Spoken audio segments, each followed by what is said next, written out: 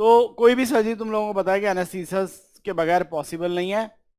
And जो मैंने थोड़े से अभी टॉपिक्स जस्ट पिकअप किए, जस्ट दो टॉपिक्स वाले हैं जहां से बार बार कई बार क्वेश्चंस आपसे पूछ लेते हैं, और थोड़ी सी इमेजेस मैं आपसे डिस्कस करूंगा, क्योंकि इमेज बेस्ड क्वेश्चन आजकल बहुत सारे आते हैं कि दे will just ask nothing about images.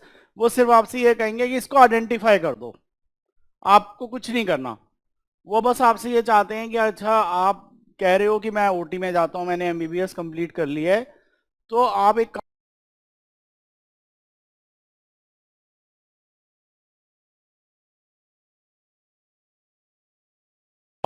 They are doing it.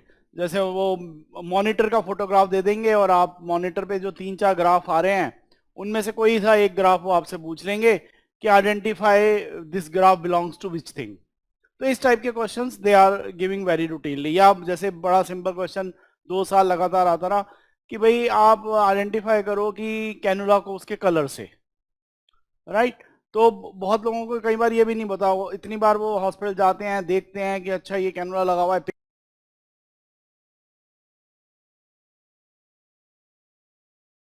22 का था,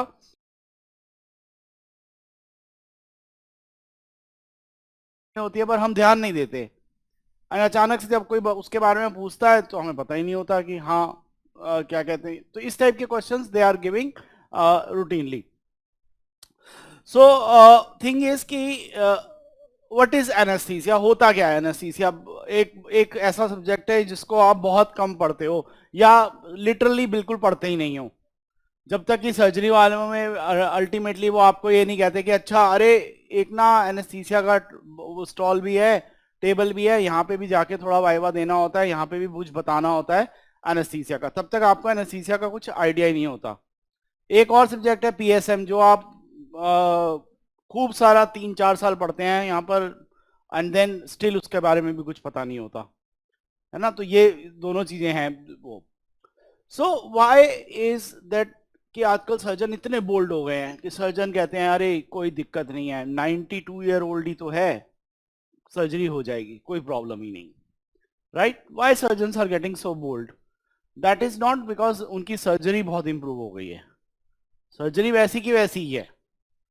वो इसलिए बोल्ड हो गए हैं कि एनेस्थीसिया उनको पता है कि बहुत सेफ हो गया है, कि we can get the patient under anaesthesia, get it operated, और फिर हम उसको पेशेंट को बाहर भी निकाल सकते हैं।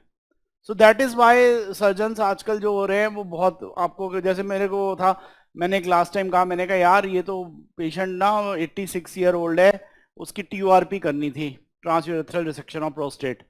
तो मैंने कहा 86 ईयर ओल्ड है, थोड़ा सा को हाई रिस्क है वो है। अरे यार ये तो यंग पेशेंट है, पिछली बार तो हमने 95 वाला किया था, अब 86 भी यंग लगने लगा क्योंकि 95 कर लिया। So that is how things are going, right. So can you tell me कि एनेस्थीसिया की रिक्वायरमेंट क्यों होती है पेशेंट को, क्यों पेशेंट को एनेस्थीसिया चाहिए? ऐसे ही कर लो सर्जरी, क्या दिक्कत है? हाँ, हाँ, वैसे तड़प तड़प के मरेगा नहीं तो कम से कम तड़पेगा तो जरूर, है ना। तो बेसिक बात क्या है कि हम सब में एक सबसे बड़ा डर होता है पेन का। तो one objective anaesthesia is to provide pain relief for analgesia. और अनल्जीसिया हम कौन से ड्रग से देते हैं? ओपियोइड से। फॉर एग्जांपल मॉर्फिन, फेंटानिल, सुफेंटानिल, ये सारे वो है। जैसे तुम लोगों को भी क्वेश्चन पूछा जाता है मोस्ट पोटेंट ओपियोइड इज, कौन सा होता है? सुफेंटानिल। मोस्ट शॉर्ट एक्टिंग कौन सा होता है जो क्वेश्चन पूछा जाता है? रेमीफेंटानिल। तो इस टाइप के छोटे छोटे क्वेश्चन हैं जो पूछे जाते हैं। सेकेंड थिंग इज कि पेशेंट आपसे कहेगा कि डॉक्टर साहब मुझे ना प्लीज होश में नहीं रहना, मेरे को तो आप बेहोश करो पूरा, मुझे कुछ याद नहीं रहना चाहिए, मुझे कुछ पता नहीं चलना चाहिए, राइट। तो ही वांट्स कंप्लीट एमनीसिया। और आप एमनीसिया कैसे देते हो? For example using drugs like benzodiazepines, thiopentone, propofol, ketamine, है ना, ये सब हो। तीसरी थिंग होती है कि हम सबके प्रोटेक्टिव रिफ्लेक्सेस होते हैं, और प्रोटेक्टिव रिफ्लेक्सेस में क्या प्रॉब्लम होती है कि जैसे ही आपने किसी को पिन प्रिक किया, उसने एकदम से आपका हाथ पकड़ लेना है कि मेरे को क्यों किया, दूर हटा देगा वो आपको। Under anaesthesia this response will be lost, and it is lost with the help of muscle relaxation. अब जैसे तुम लोगों ने मसल रिलैक्सेंट्स पढ़े होंगे, नॉन डिपोलराइजर पढ़े होंगे, कुरारे प्रोडक्ट्स फॉर एग्जांपल वैक्यूरोनियम, रॉक्यूरोनियम, एट्राक्यूरियम, है ना, या आपने डीपोलराइजिंग एजेंट पढ़ा होगा। कौन सा डीपोलराइजिंग एजेंट होता है? एक ही होता है, सक्सिनाइल कोलिन। क्वेश्चन ऐसे ही पूछे जाते हैं, बड़ा सिंपल सिंपल सा वो पूछ लेगा, वो आपसे पूछ लेगा which of the following is not a non depolariser, right. अब आपको पता है एक ही डीपोलराइजिंग एजेंट है और वो होता है सक्सिनाइल कोलिन। तो वो इस टाइप के क्वेश्चंस आपको, तो बेसिकली जो एनेस्थीसिया होता है उसके 3 कंपोनेंट्स होते हैं, that is amnesia, analgesia and muscle relaxation, right. These are the 3 components of anaesthesia. Now एक चीज एनेस्थीसिया में जब हम स्टार्ट करते हैं, जब हम पेशेंट की प्री एनेस्थेटिक चेकअप करते हैं, तो एक चीज हम पेशेंट के साथ करते हैं जिसपे तुम लोगों से क्वेश्चन भी पूछा जाता है, and that is known as ASA grading. ASA grading. Now ASA grading क्या होती है? ASA का मतलब होता है American society of anesthesiologist grading. American society of anesthesiologist grading. Now, so what does ASA grading do? Now, the ASA grading determines the physical status of the patient. यही पूछ लिया उन्होंने, ASA grading is done for which purpose? So it is basically the physical status. Patient कौन से physical state में आपके पास चलते हुए आया, that is the physical status of the patient. It is not a risk score. It is not a risk score. Although आप जब anaesthetist से मिलोगे तो वो पेशेंट को आपको बता रहा होगा इस पेशेंट में ये प्रॉब्लम है, ये प्रॉब्लम है, इसका हार्ट ठीक से नहीं फॉर्म नहीं करा, ये नहीं, ये एक बहुत हाई रिस्क पेशेंट है और इसका ASA ग्रेड बहुत हाई है, तो वो बहुत अच्छा कोरिलेट भी करता है, लेकिन एक्चुअली में रिस्क स्कोर नहीं होता। It is just the physical status of the patient. Now it is divided to 6 grades. ASA grade 1 is a normal healthy patient. Normal healthy patient यानी no systemic disease, no hypertension, no diabetes, no asthma, right? Patient is a non-smoker with minimal or no alcohol intake. ऐसे कोई भी patient होता है तो that is a normal healthy patient. अब यहां पे तो कोई मिलेगा नहीं,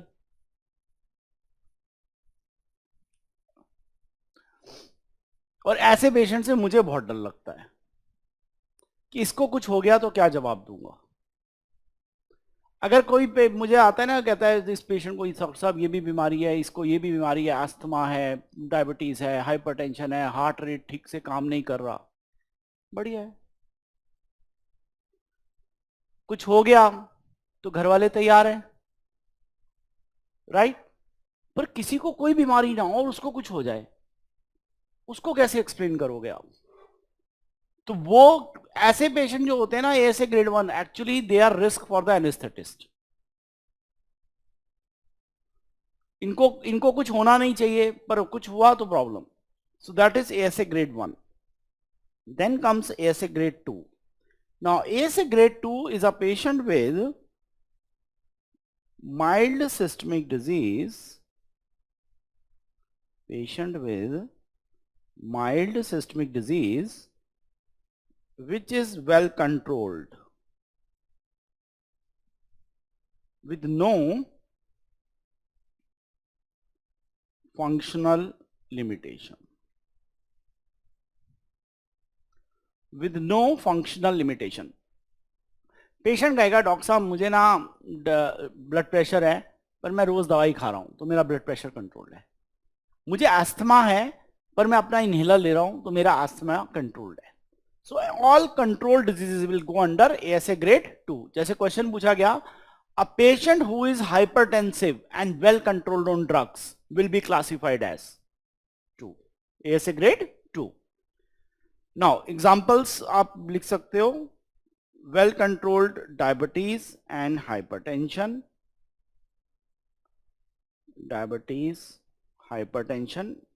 एंड नॉर्मल प्रेगनेंसी, क्योंकि प्रेगनेंसी में बहुत सारी चेंजेस होती हैं, physiological changes. So all pregnant patients जिनमें कोई और प्रॉब्लम नहीं है, सिर्फ नॉर्मल प्रेगनेंसी है, that is ASA grade 2. Then comes ASA grade 3. Now ASA grade 3 is a patient with severe systemic disease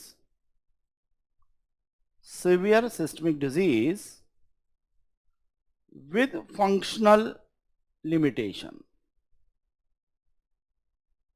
Severe systemic disease with functional limitation. Patient कहेगा doctor साहब मैं सीढ़ियां चढ़ता हूं ना तो मेरी सांस फूल जाती है, मैं तो वहीं पे बैठ जाता हूं. No, it's severe. There is nothing like moderate. अच्छा, इसमें लिखा हुआ है वर्कबुक में, वो गलती से वर्ड वो हो गया होगा, ओमिट नहीं किया होगा, जस्ट उसको सिवियर कर दो काट के. सारे सिवियर हैं. एक मिनट हैं,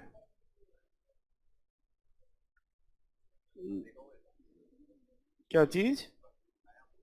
नहीं नहीं, मैं तुम्हें बुक दिखाता हूं. अरे मेरा ही वो लिखा हुआ है.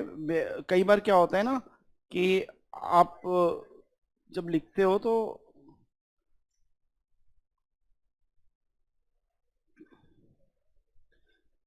इसीलिए तो पढ़ना जरूरी होता है. आप नहीं तो कहोगे मैं वर्कबुक ही ले जाता हूं, इसी से पढ़ लूंगा बैठ के. इसीलिए तो देखो क्या लिखा है, सिवियर सिस्टमिक डिजीज. ठीक है, विद फंक्शनल लिमिटेशंस. अब फंक्शनल लिमिटेशन क्या होगी? पेशेंट कहेगा डॉक्टर साहब मैं सीढ़ियां चढ़ता हूं, मेरी तो सांस फूल जाती है, मैं वहीं बैठ जाता हूं. या मैं सड़क पे सीने तेज चल रहा हूं, भाग रहा हूं, मेरे सीने में दर्द हो गया, मैं वहीं बैठ गया. तो these are all functional limitations, right? Examples तुम कहोगे तो क्या हो सकते हैं? Okay, what is angina on exertion known as? दो टाइप की एंजाइना होती है, stable, unstable. What is angina on exertion known as? Stable angina, है ना. अनस्टेबल एंजाइना तो बैठे बैठे होगी, आदमी रेस्ट कर रहा है, उसको पेन हो रही है, वो अनस्टेबल है, वो खतरनाक है, patient can die. Stable angina क्या होगी कि जब तक आपने कोई काम नहीं किया वो प्रेसिपिटेट नहीं हो रही, सो that is stable angina. So that comes under ASA grade 3. या poorly control diabetes and hypertension. Patient कह रहा है डॉक्टर साहब ब्लड प्रेशर ही तो है, क्या फर्क पड़ता है, सर में दर्द होता है, मुझे पता चल जाता है, दवाई खा लेता हूं, मैं रोज नहीं खाता. ऐसे लोग मिलेंगे आपको. आप कहोगे यार ब्लड प्रेशर है तेरे को, तू रोज दवाई खा. अरे नहीं, रोज क्या खाने की जरूरत है? ये डॉक्टर ने कैसे निकम्मे लोग हैं ये, ऐसे ही रोज आदत डाल देते हैं दवाइयों की ना. शुगर पेशेंट की 400 होगी, पेशेंट आराम से खुश होगा. डॉक्टर साहब मीठा बोलता हूं मैं तो, ज्यादा शुगर है तो मीठा बोलना है. यही मिलेंगे तुम्हें. जब अभी तुम कहोगे यार 400 शुगर है तुम्हारी, तुम क्या कर रहे हो, तुम्हारे को प्रॉब्लम्स हो जाएंगी. अरे नहीं डॉक्टर साहब बिल्कुल ठीक ठाक हूं सब कुछ. क्यों? प्रॉब्लम्स तो 10 साल बाद होंगी, पता चलेगा आई लॉस, विजन लॉस हो गया, डायबिटिक रेटिनोपैथी हो गई, डायबिटिक न्यूरोपैथी हो गई. पेशेंट कह रहा है मेरा तो पाँव नहीं चल रहा, नम है मेरा पाँव, कुछ फीलिंग ही नहीं आ रही मुझे. So all these effects will come later on. So poorly controlled disease will come under ASA grade 3. Then comes ASA grade 4. Now what is ASA grade 4? It is a severe systemic disease which is a constant threat to the life of the patient. Constant threat. जैसे मैंने तुम्हें example दिया, unstable angina, patient को बैठे बैठे वो हो रहा है. और कौन सी लाइफ थ्रेटनिंग डिजीज हो सकती है? डायबिटिक कीटोएसिडोसिस, है ना. कोई भी चीज जिससे जान का खतरा पड़ जाए, that is severe reduction of the ejection fraction. What is normal ejection fraction? 65%. Normal ejection fraction कितना होता है? 65%. ठीक है, अब severe reduction कितना हो गया? 20 to 25%. Severe reduction of the ejection fraction, again आप वो हो सकता है पेशेंट को otic stenosis, severe otic stenosis जो लेस देन 1 सेंटीमीटर स्क्वायर है, that can cause a sudden death. So any condition in which there is a chances of death, that will come under ASA grade 4. Then ASA grade 5 is a moribund patient who is not expected to survive after 24 hours. Right? Examples क्या हो गए? जैसे ruptured thoracic or abdominal aneurysm, या intracranial bleed है, patient को intracranial bleed हुई, aneurysm था, फट गया. क्या होता है एन्यूरिज्म? बैलून होता है, dilatation of the vessel, vessel पतली हुई, प्रेशर बढ़ा, फट गई, एन्यूरिज्म फट गया, ब्रेन में फटा, पेशेंट क्या होगा? पेशेंट एकदम से हेमरेजिक स्ट्रोक टाइप प्रेजेंट करेगा. एसएएच बोलते हैं ना इसको, सब आर्किनॉइड हेमरेज, इसको एसएएच बोलते हैं, और पेशेंट एकदम से प्रेजेंट करेगा आपका. So that comes under ASA grade 5. And then ASA grade 6 is a brain dead patient for organ donation. ASA grade 6 is a brain dead patient for organ donation. Brain dead patient को हम किस लिए use करते हैं? Organ donation के लिए. किसी ने बहुत सवाल पहले मुझसे पहले पूछा, सर एक एनेस्थेटिस्ट का ब्रेन डेड पेशेंट के लिए क्या रूल है? ना तो उसे एमनीसिया चाहिए, ना उसे एनाल्जीसिया चाहिए, ना मसल रिलैक्सेशन चाहिए, इन सब चीजों से तो परे जा चुका है वो. तो क्यों एनेस्थेटिस्ट चाहिए आपको ये ब्रेन डेड में? Remember, anaesthetist also maintains oxygenation, ventilation, acidosis, alkalosis, acid base balance, electrolyte balance, fluid balance, normothermia, ये सब कौन मेंटेन करता है सर्जरी में? एनेस्थेटिस्ट, है ना. नहीं तो तुम देखो सर्जन क्या करेगा. जैसे मैं बोलूंगा सर्जरी चल रही है, मान लो यूट्रस की, अरिथमियाज आने लगे बिकॉज ऑफ एनीथिंग. अरे मैम अरिथमियाज आ रहे हैं, सर्जन क्या बोलता है? डॉक्टर साहब यूट्रस तो ठीक है. भाई वो तो मुझे भी पता है, यूट्रस की वजह से थोड़ी अरिथमियाज आते हैं, हार्ट की वजह से आते हैं. Something has in the anaesthesia may have stimulate किया होगा, इसलिए हो रहा होगा. तो सर्जन को सिर्फ अपने से मतलब है, उस फील्ड से जिसकी वो सर्जरी कर रहा है. उसको अगर वहां से कुछ ओरिजिनेट हो रहा है तो वो उसको पता होता है.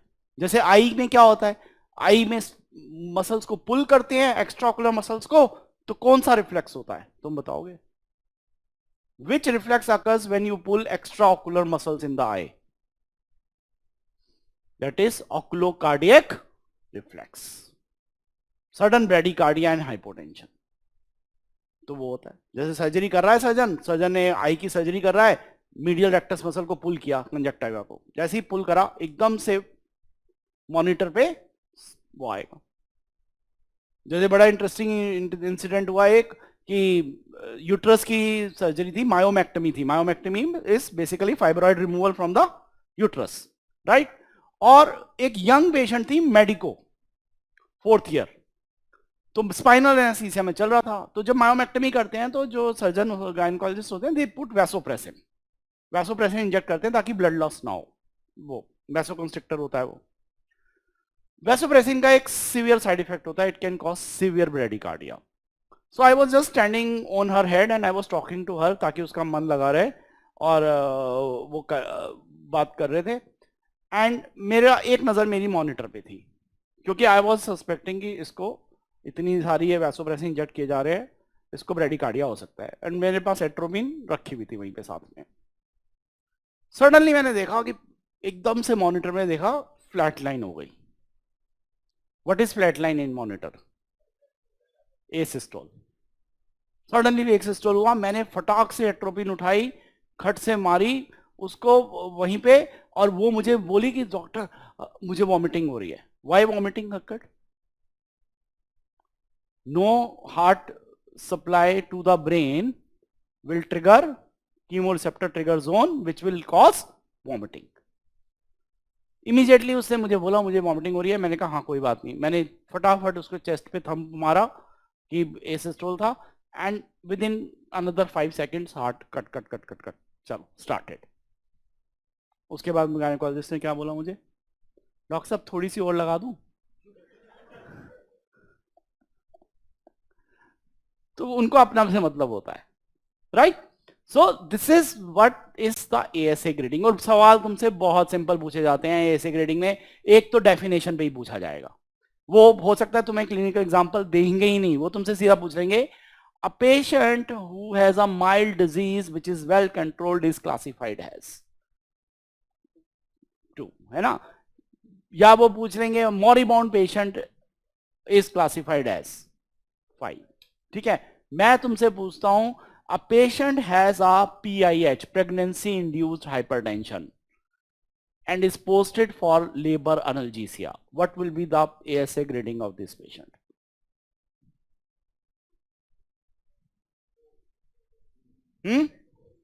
PIH है question. What is PIH? Let's it PIH is a poorly controlled hypertension. और poorly controlled किस में जाती है? 3 में। बस खत्म। नेक्स्ट पूछ लेता हूं तुमसे eclampsia. Eclampsia is a life threatening condition, और खत्म बात। आपको खुद अपने आप से पूछना है कि यार ये कौन से में जाएगा, कंट्रोल्ड है, कुछ नहीं है, वेल कंट्रोल्ड है, पुअरली कंट्रोल्ड है, लाइफ थ्रेटनिंग है। जैसे ही आपने उस सवाल का जवाब दिया आप एकदम से अगला सब टिक कर दोगे कि ये रहा मेरा answer. So that is how it is, right? So this was the ASA grading, right? Now one of the main topics which जो एनेस्थीसिया में बहुत कॉमनली पूछा जाता है, that is the assessment of the airway. आप कैसे assess करोगे कि भाई ये इंटुबेशन इजी है, ये डिफिकल्ट है, ये कैसे असेस करते हैं हम लोग, right? So that the most commonly used test is known as Mallampati grading. Most commonly used test is known as Mallampati grading. मल्लम पट्टी ग्रेडिंग, राइट? तो आपने क्या किया, आपने सीधा पेशेंट को बोला कि मुंह खोलो और जीभ बाहर निकालो। तो जब पेशेंट मुंह खोलकर जीभ बाहर निकालता है तो there are various structures you can see from inside to outside. Now in Mallampati grade 1 you can see the faucial pillars, you can see tip of the uvula and soft palate. अगर आपको फॉशियल pillars दिख रहे हैं, tip of the uvula दिख रहा है, soft palate दिख रहा है, तीनों चीजें दिख रही हैं, दैट इज मल्लम पट्टी ग्रेड 1। ग्रेड 2 में क्या होगा? Fascial pillars may or may not be seen. Tip is not seen. Only base of the uvula is seen and soft palate. Right? Grade 2 में आपका base of the uvula दिखेगा, fascial pillars plus minus रहेंगे and only soft palate. Grade 3 only soft palate and grade 4 only hard palate. तो hard palate कौन सी उसमें दिखेगा?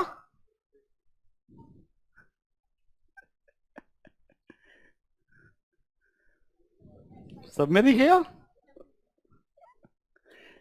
Grade 4 सिर्फ only hard palate, लेकिन क्या 1 2 3 में आपको हार्ड पैलेट नहीं दिखेगा? दिखेगा। यही क्वेश्चन पूछ लेंगे आपको, hard palate is seen in which grade, और नीचे लिखा होगा ऑल ग्रेड्स। आप कहोगे अरे हार्ड पैलेट ये तो ग्रेड 4 लो, वो कहेंगे अगले साल आना फिर मिलेंगे। ऐसे क्वेश्चन नहीं गलत होने चाहिए। एक बात समझ लो, अगर आपने अपने इंपॉर्टेंट टॉपिक्स तैयार किए हैं, 80% क्वेश्चन इंपॉर्टेंट टॉपिक्स, 20% क्वेश्चन घुमा के कहीं से भी आ जाता है। आपकी मर्जी है कि उन 20% को आपको तैयार करना है नहीं करना, लेकिन अगर आपने इंपॉर्टेंट टॉपिक्स की लिस्ट बना ली और उन इंपॉर्टेंट टॉपिक्स को प्रिपेयर कर लिया, आप 100% पास हो गए, कोई रोक ही नहीं सकता आपको। मेन प्रॉब्लम कहाँ होती है? जब आपको कोई आते जाते बोल जाता है अबे ये नहीं किया, अच्छा ये भी नहीं किया, ले आप अपने आप सब छोड़ा, आप लग गए दूसरे में, ये कर लेता हूं। अरे अपने आप बैठो, डिस्कस करो 5-7 लोग और एक लिस्ट बनाओ, ये इंपॉर्टेंट टॉपिक्स हैं और ये तो हमें करने ही है, and you will start finding कि 80% ऑफ क्वेश्चंस उन्हीं में से पूछे गए। ये फॉर्मूला हमेशा काम करता है and it will keep on working, right? Now एक तो ये हो गया मल्लम पट्टी ग्रेडिंग, ठीक है। Then second is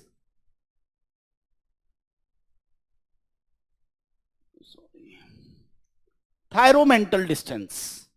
Now what is thyromental distance? It is the distance between the mentum and thyroid. ये आप पेशेंट को बोलते हो कि गर्दन एक्सटेंड करो, एक्सटेंड करने के बाद आप उसकी ये थायरोमेंटल डिस्टेंस लेते हो. If the distance is more than 6.5 per centimeter, it is normal. If it is less than 6.5 centimeter, that means a difficult intubation. तो more than 6.5 normal होगा, less than 6.5 क्या होगा? Difficult intubation हो जाएगा. तो ये हो गया आपका थायरोमेंटल distance. Then third is adequate mouth opening. Adequate mouth opening. तो आप मुझे एग्जांपल्स दे सकते हो इनएडिक्वेट माउथ ओपनिंग के, जहां माउथ ओपनिंग रिड्यूस्ड हो, वो वाले एग्जांपल्स दे सकते हो? जैसे मैं आपको बोल देता हूं सबम्यूकोजल फाइब्रोसिस और ankylosis of temporomandibular joint, carcinoma base of tongue, Ludwig's angina, है ना. ये सारे एग्जांपल्स हैं जिसमें माउथ ओपनिंग क्या होगी. पेशेंट कहेगा मेरा तो मुंह ही नहीं खुलता, बर्न हो सकता है, स्ट्रक्चर हो सकता है. पेशेंट कहेगा मेरा मुंह ही नहीं खुलता. अब जब मुंह ही नहीं खुलेगा तो इंटुबेशन कैसी हो जाएगी? Difficult. So adequate mouth opening is important. And what is adequate mouth opening? That is the gap between the upper and lower incisor. So that should be at least 2 centimeters. That should be at least 2 centimeters. And then last is movement of the cervical spine. जब हम patient को इंटूबेट करते हैं तो हम patient को इस position में इंटूबेट करते हैं. अब अगर किसी वजह से ये मूवमेंट रिस्ट्रिक्टेड है, जैसे कि मैं तुम्हें बताऊं एंकोलॉजिंग स्पॉन्डिलोलाइसिस ऑफ द सर्वाइकल स्पाइन, कई बार पेशेंट आएगा हमारे पास ऐसे होता है. अगर उसको कहेंगे कि भाई इधर देख, तो वो ऐसे नहीं देखता, वो ऐसे देखता है. ठीक है. जैसे मुझे एक बंदा मिला था, उसकी गर्दन ना इस एंगल पे फिक्स थी, ऐसे थी. तो मैंने कहा अच्छा, मैंने कहा फिर आप क्या करते हैं? कहते अक्सर मैं तो सब कुछ करता हूँ, स्कूटर भी चलाता हूँ, ऐसे चलाता हूँ. He was doing everything. और गर्दन बिल्कुल मूव नहीं करती थी उसकी. और उस पेशेंट की हमें स्पाइन सर्जरी करनी थी. क्या किया होगा मैंने, कैसे किया होगा इंटूबेट?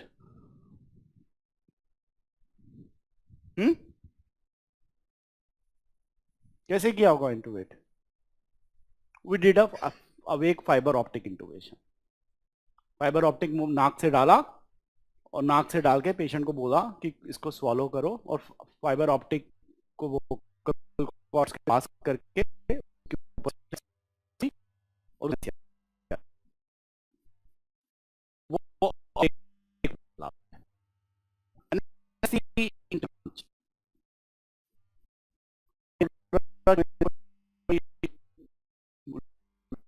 क्यों मिले हैं जब वो ले लेते.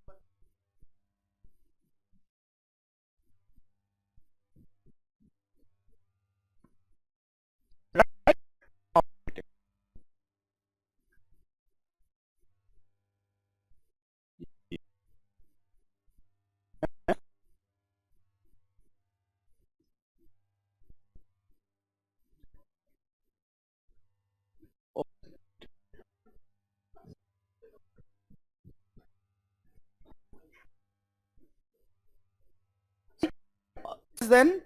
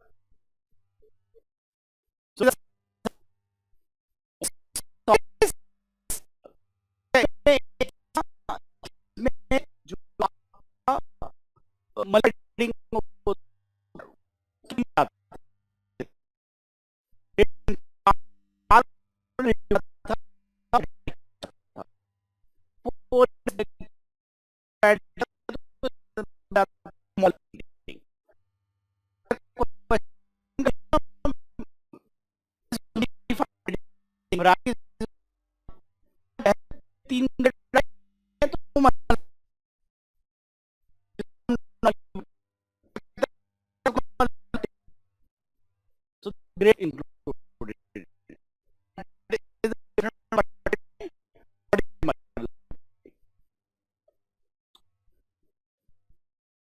So this is the way. जिस पढ़े उस एक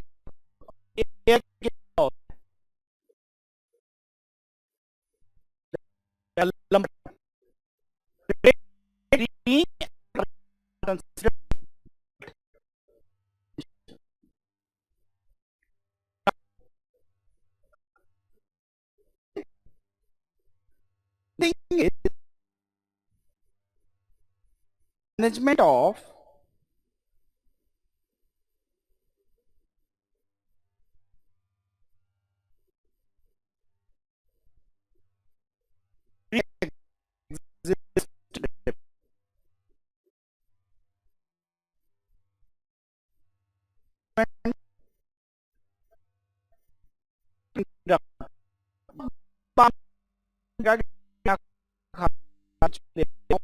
and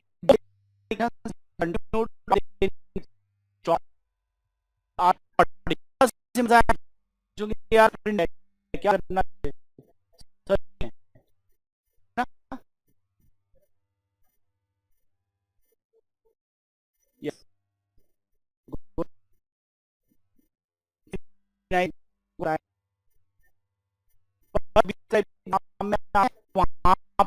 पर first drugs are MAO inhibitors.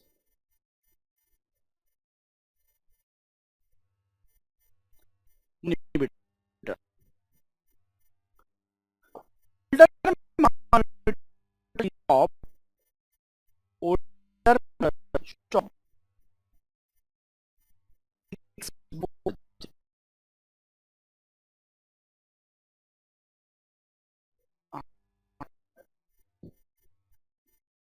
देखो यहाँ बीच में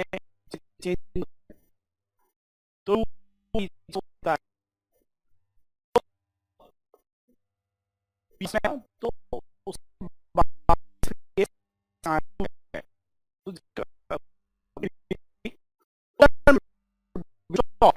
for surgery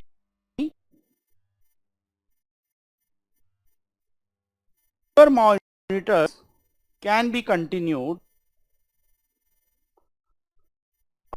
up till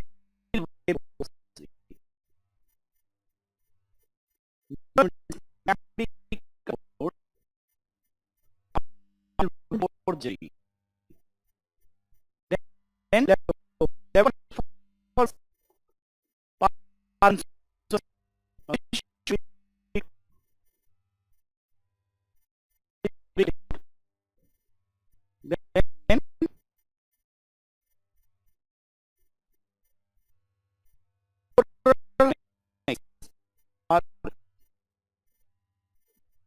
now we can now having insulin the more insulin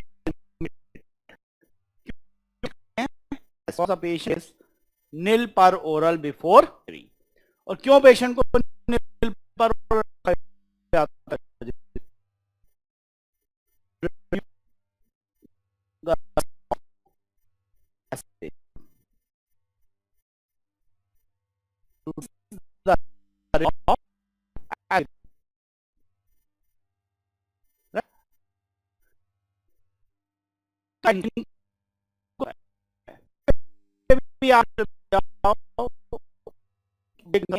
subject for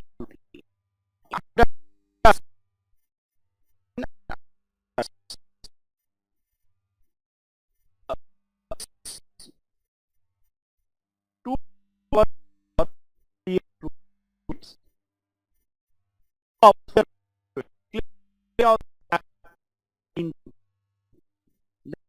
or solids 6 hours for solids.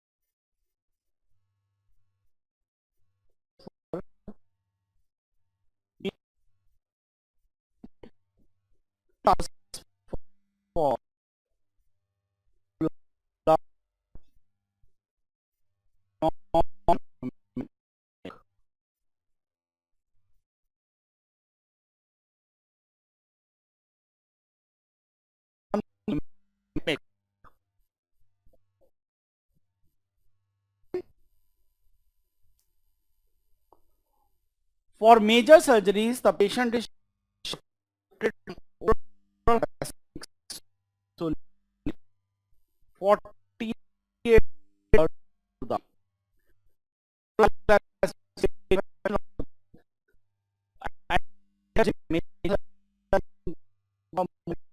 so you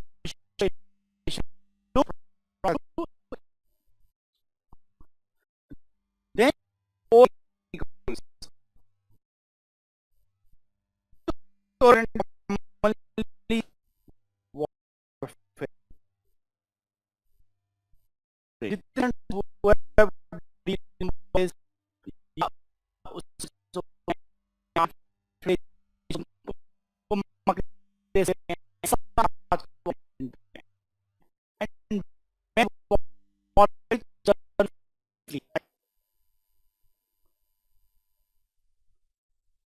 and the INR for surgery surgery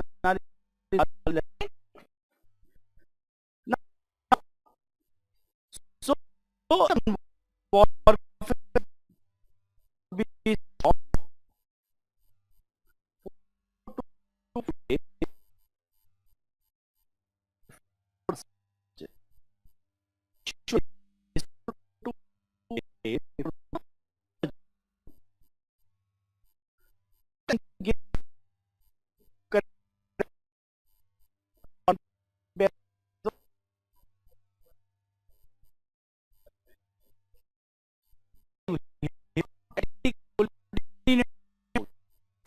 कम करने के लिए याद रखना के का जो असर आता है वो 48 आवर्स में आता है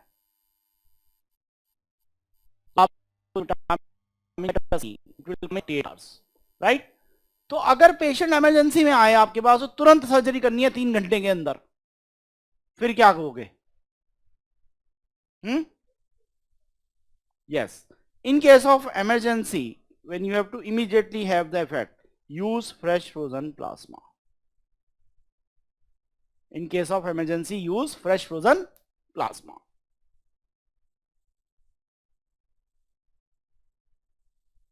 now then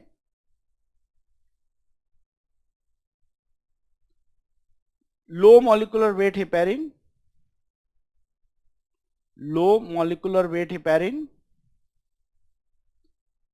the last dose is given 12 to 14 hours before the surgery. The last dose is given 12 to 14 hours before the surgery. 12 to 14 hours before the surgery. Now, then oral contraceptives. Continue.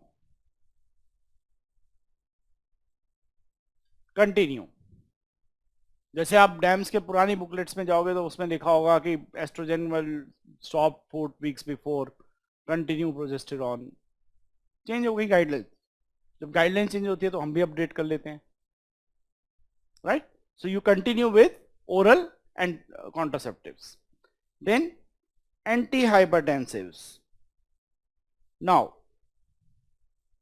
all antihypertensives to continue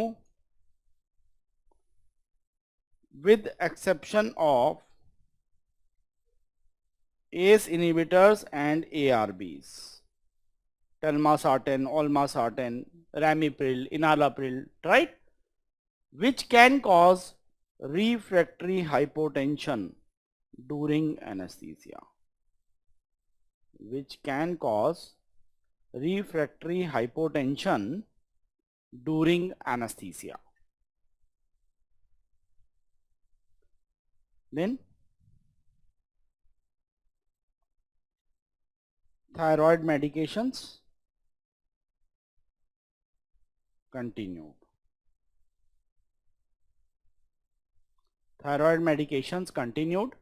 The patient must be euthyroid before elective surgery. The patient must be euthyroid before elective surgery. अगर patient का जैसे इस belt में क्या है, hypothyroidism is very common. मुझे तो लगता है कि सब लोगों को हर 6-6 महीने में अपना थायराइड का टेस्ट करा लेना चाहिए, because when we get these patients and specially female patients, तो every other patient is hypothyroid. So get it done. और हाइपोथायराइड है तो उसके लिए कौन सा ड्रग देंगे? Thyroxine. So thyroxine is continued and morning dose is given, right? Then lithium. Now lithium is used for which purpose? For maniac disorders. Now if the patient is taking lithium, this should be stopped 2 days before the surgery. This should be stopped 2 days before the surgery. Then steroids. These are continued. These are continued. Then smoking. Ideally stop 6 to 8 weeks before the surgery. Smoking ideally stop 6 to 8 weeks before the surgery. देखो smokers में क्या होता है कि जो ciliary motion होती है, आप जो ट्रैकियल सिक्रीशंस को बाहर वो करती है, रिमूव करती है, वो सिलरी मोशन इनहिबिट हो जाती है. जब सिलरी मोशन इनहिबिट हो जाएगी तो वहां पे सिक्रीशंस की पूलिंग हो जाएगी, and those secretions become a source of microorganisms, and that can lead to pneumonia after the surgery. So that takes 6 to 8 weeks to regain the movement. पर naturally अगर आप किसी स्मोकर को बोलोगे भैया 8 हफ्ते बाद आना, तेरी सर्जरी तब करेंगे, और वो भी बंद करके आना, है ना, तो कभी नहीं हो पाएगी. तो इसलिए क्या रिकमेंडेशन है? Recommendation is even smoking is stop 12 to 14 hours before surgery. It leads to fall in carboxyhemoglobin levels. It leads to fall in carboxyhemoglobin levels, which will shift the oxygen hemoglobin dissociation curve. किस तरफ, right या left?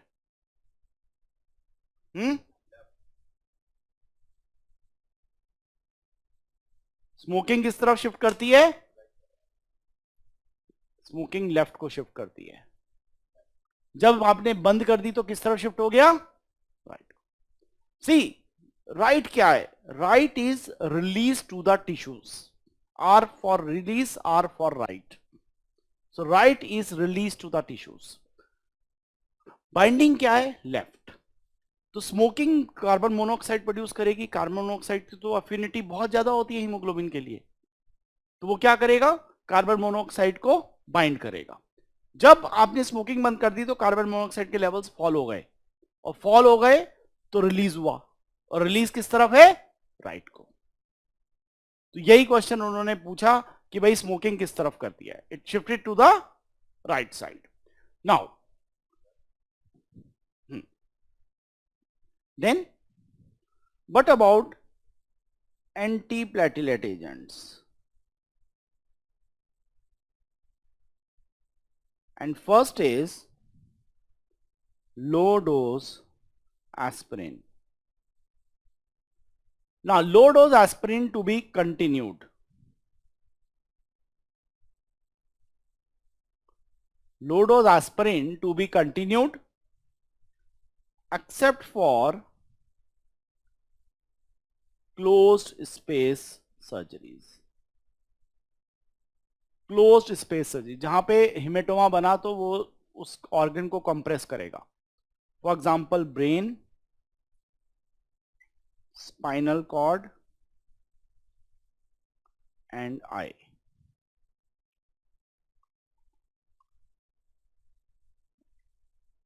Brain, spinal cord and eye. Except for these, you continue with other.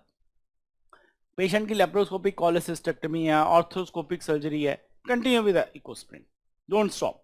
But if it is surgery of the brain, spinal cord and eye, you need to stop ecosprin. Then if you need to stop ecosprin, this should be stopped 3 to 5 days before the surgery. If ecosprin needs to be stopped, this should be stopped 3 to 5 days before the surgery. Then another agent is clopidogrel. Stop 7 days before surgery. Stop 7 days before surgery. Then ticlopidine. Stop 14 days before surgery. Stop 14 days before surgery. और एक recently अभी एक नया antiplatelet agent है जो बहुत पूछा जा रहा है और जो चल भी रहा है, that is टिकाग्रिलोर. Stop 5 days before surgery. Ticagrelor is stop 5 days before the surgery.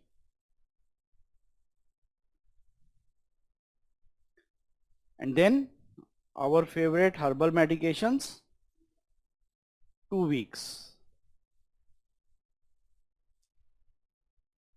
Stop 2 weeks before the surgery.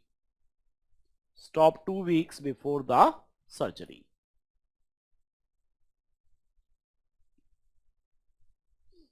Right?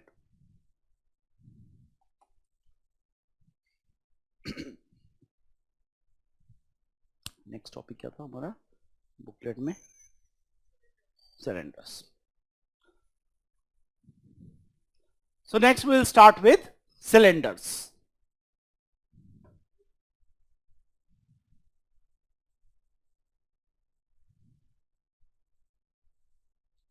Cylinders.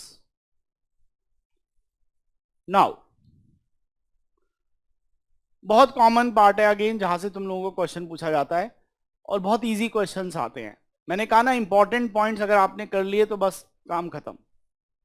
Now cylinders are part of high pressure system. Cylinder के अंदर प्रेशर बहुत हाई होता है gases का, so they are part of high pressure system.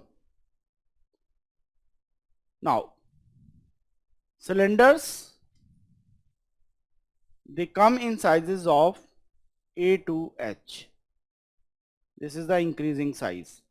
So A is the smallest size while H is the largest size. Cylinders, they come in sizes of A to H.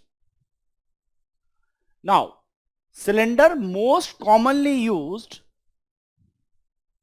with anesthesia machine.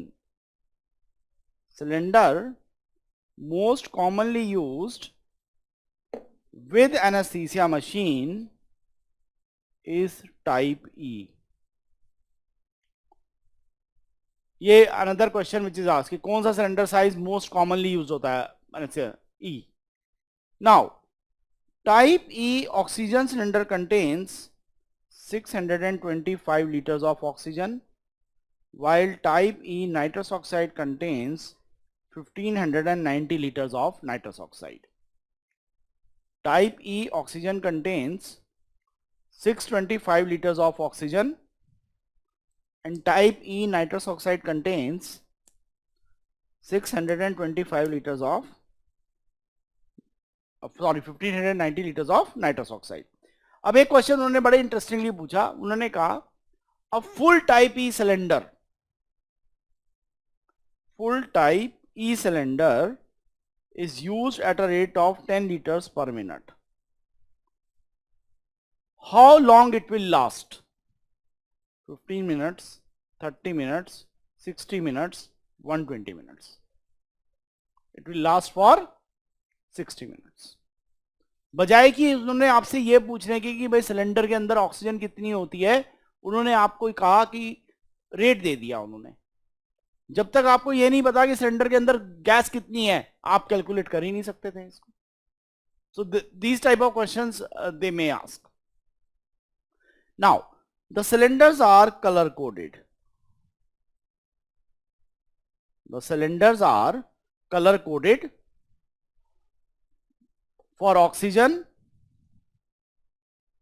it is black body and white shoulders. Oxygen, black body and white shoulders. Nitrous oxide, blue. Carbon dioxide grey. कहां use करते हैं carbon dioxide का cylinder? OT में कहां use करते हैं carbon dioxide का cylinder? Laparoscopic surgeries. जितने भी लेप्रोस्कोपिक सर्जरीज है, कोलेसिस्टेक्टमीज, अपेंडेक्टमी, हिस्ट्रोस्कोपी, सब में क्या यूज करते हैं? अब्डोमेन को जब भी आपको इन्फ्लेट करना होता है तो यू यूज. नाइट्रस क्यों नहीं यूज कर लेते? कार्बन डाइऑक्साइड क्यों यूज करते हैं? Yes, because nitrous oxide supports combustion, carbon dioxide does not support combustion. Then carbon dioxide gray, cyclopropane orange, helium brown, air black plus white, air black plus white, and Antonox. Now Antonox is a mixture of 50% oxygen plus 50% nitrous oxide. It is blue body with blue and white shoulders. Blue body with blue and white shoulders. So that is Antonox. So color is very important. और इसमें maximum colour आपका oxygen का पूछा गया है, और बार बार वो आपसे पूछते हैं ये वाला कलर कि what is the colour of oxygen cylinder. या पूछेंगे कि एनेस्थेटिस्ट ने अटेंडेंट से कहा कि भाई जाके ऑक्सीजन का सिलेंडर ले आओ. How he will identify N oxygen cylinder? by black body and white shoulders. अब कई बार ऐसा हुआ कि even spite of having a different colour, गलती से पेशेंट को ऑक्सीजन की जगह नाइट्रस ऑक्साइड का सिलेंडर लग गया मशीन में. So what happens if the patient gets से 100% नाइट्रस ऑक्साइड?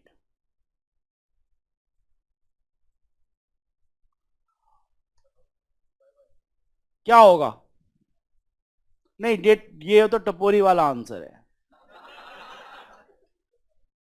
हमें साइंटिफिक आंसर चाहिए.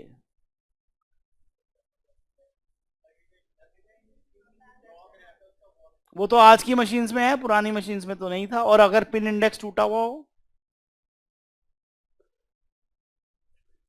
बस ये मत बोलो कि ये हो नहीं सकता. हो सब कुछ सकता है. मुझे ये बताओ कि अगर पेशेंट 100% नाइट्रस ऑक्साइड ब्रीथ कर रहा है, what will happen to the patient? Hypothermia. How?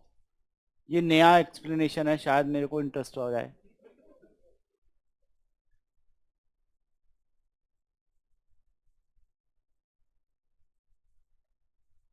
अच्छा चलो मैं दूसरे तरीके से पूछता हूं. जब तक बात अपने पे नहीं आती तब तक किसी को कुछ समझ में नहीं आता। थोड़ी देर के लिए लेट्स से कि तुम सबकी ऑक्सीजन सप्लाई कट हो जाए, what can happen? Hypoxia, simple. No oxygen means what? Hypoxia. मैं यही तो कह रहा था, तुमने एक बात, तुमने एंड रिजल्ट बताया,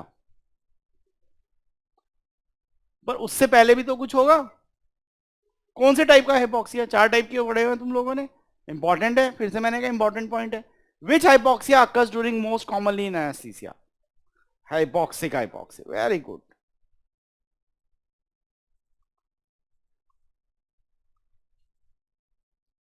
सो टू कर, जैसा इसने बोला कि भाई लग ही नहीं सकता, so to prevent incorrect attachment of cylinders another mechanism was involved, and that is known as pin index system. That is known as pin index system. अब पिन इंडेक्स सिस्टम में क्या होता है कि आपका मान लीजिए ये सिलेंडर है, अगर आप इसको इनलार्ज करोगे यहां पर, so there is a big hole here, and below this hole there are positions 1 2 3 4 5 6, and the middle position is the 7th position. Middle is the 7th position. Now when I say the pin index of oxygen is 2 and 5, यानी कि oxygen के cylinder में at position 2 और eight position 5 क्या होते हैं? Holes होते हैं, और उसके कॉरस्पॉन्डिंग पिंस कहां पर होंगे? एनेस्थीसिया मशीन में। Similarly for nitrous oxide it is 3 and 5, यानी कि नाइट्रस ऑक्साइड के सिलेंडर में at position 3 and at position 5 holes होते हैं, और उसके कॉरस्पॉन्डिंग पिंस कहां होंगे? एनेस्थीसिया मशीन में। अब ऑक्सीजन का सिलेंडर नाइट्रस के स्लॉट में या नाइट्रस का सिलेंडर ऑक्सीजन के स्लॉट में फिट हो सकता है या नहीं हो सकता? नहीं हो सकता। क्यों? क्योंकि पिंस और होल्स आपस में एक दूसरे को एडजस्ट नहीं करेंगे। So this system is known as pin index system. अब what are the pin index numbers for various gases? For oxygen 2 5, nitrous oxide 3 5, carbon dioxide 1 6 and 2 6, cyclopropane 3 6, and Antonox is 7. Antonox is 7. It is 7. Right? So this was the pin index system. Now, nitrous oxide, carbon dioxide, and cyclopropane. Nitrous oxide, carbon dioxide, and cyclopropane are filled inside the cylinders in liquid form. These are filled inside the cylinders in liquid form, right? Oxygen inside cylinders is always in gaseous form. Oxygen inside the cylinders is always in gaseous.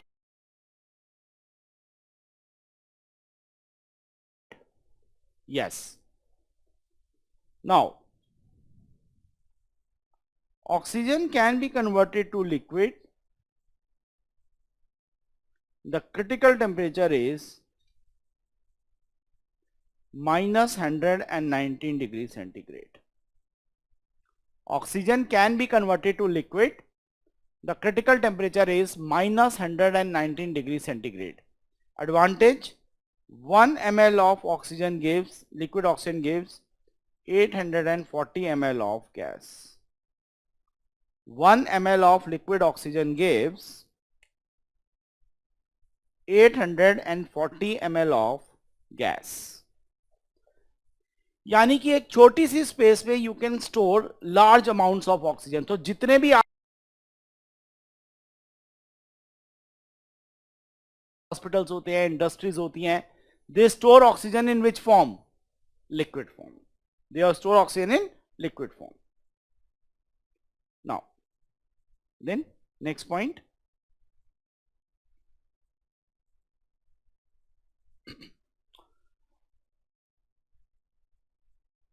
So,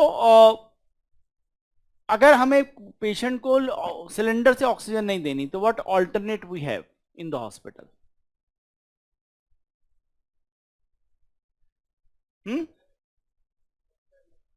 central lines.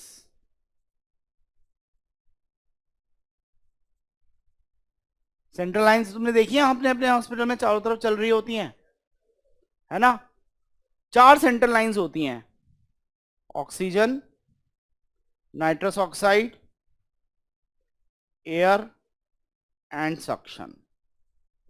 तो चारों central lines कहां पर होती हैं hospital में?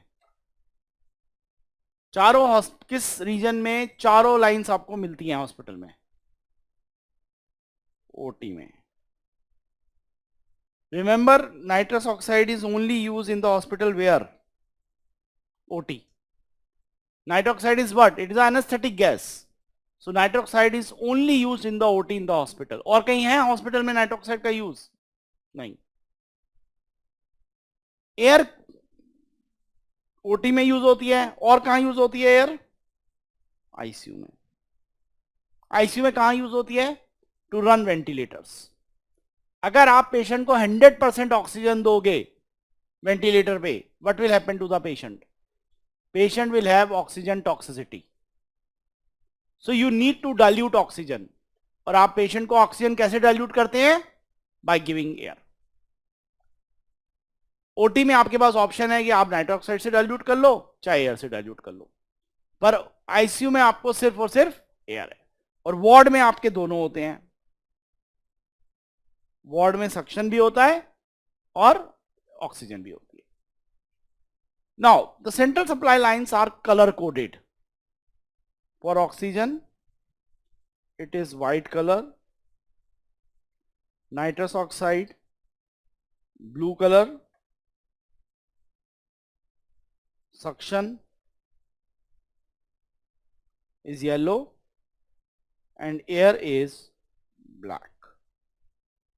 So this is the color coding for the central supply lines.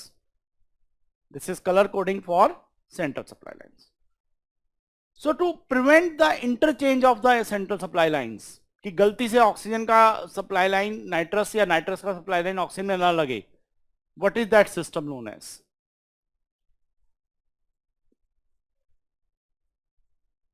DIS. DIS means diameter index safety system.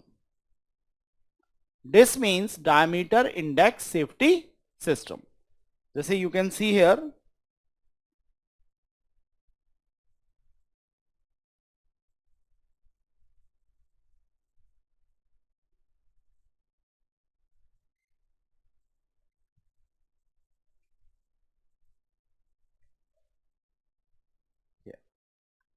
so this is known as DIS. इसमें क्या होता है? जो डायमीटर है स्क्रू का, जो कि टाइट करते हैं एनेस्थीसिया मशीन में, वो डायमीटर हर स्क्रू का डिफरेंट है.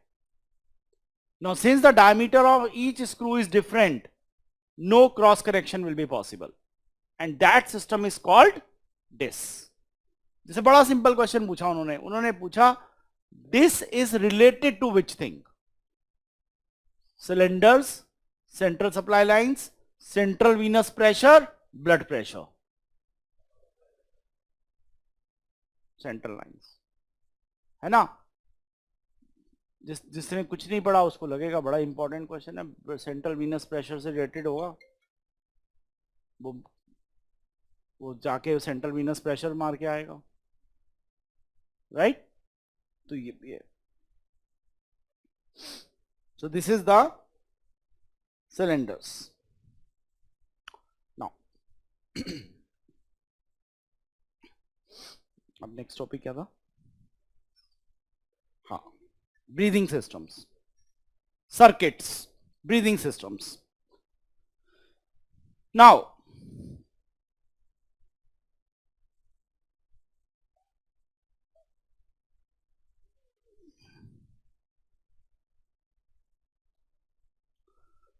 सो जो काम हमारी डायफ्राम करता है, मसल्स करती हैं, that is oxygenation and ventilation, removal of carbon dioxide, अंडर एनेस्थीसिया ये काम सर्किट्स करते हैं, क्योंकि डायफ्राम तो पैरालाइज हो जाता है, मसल्स पैरालाइज हो जाती हैं.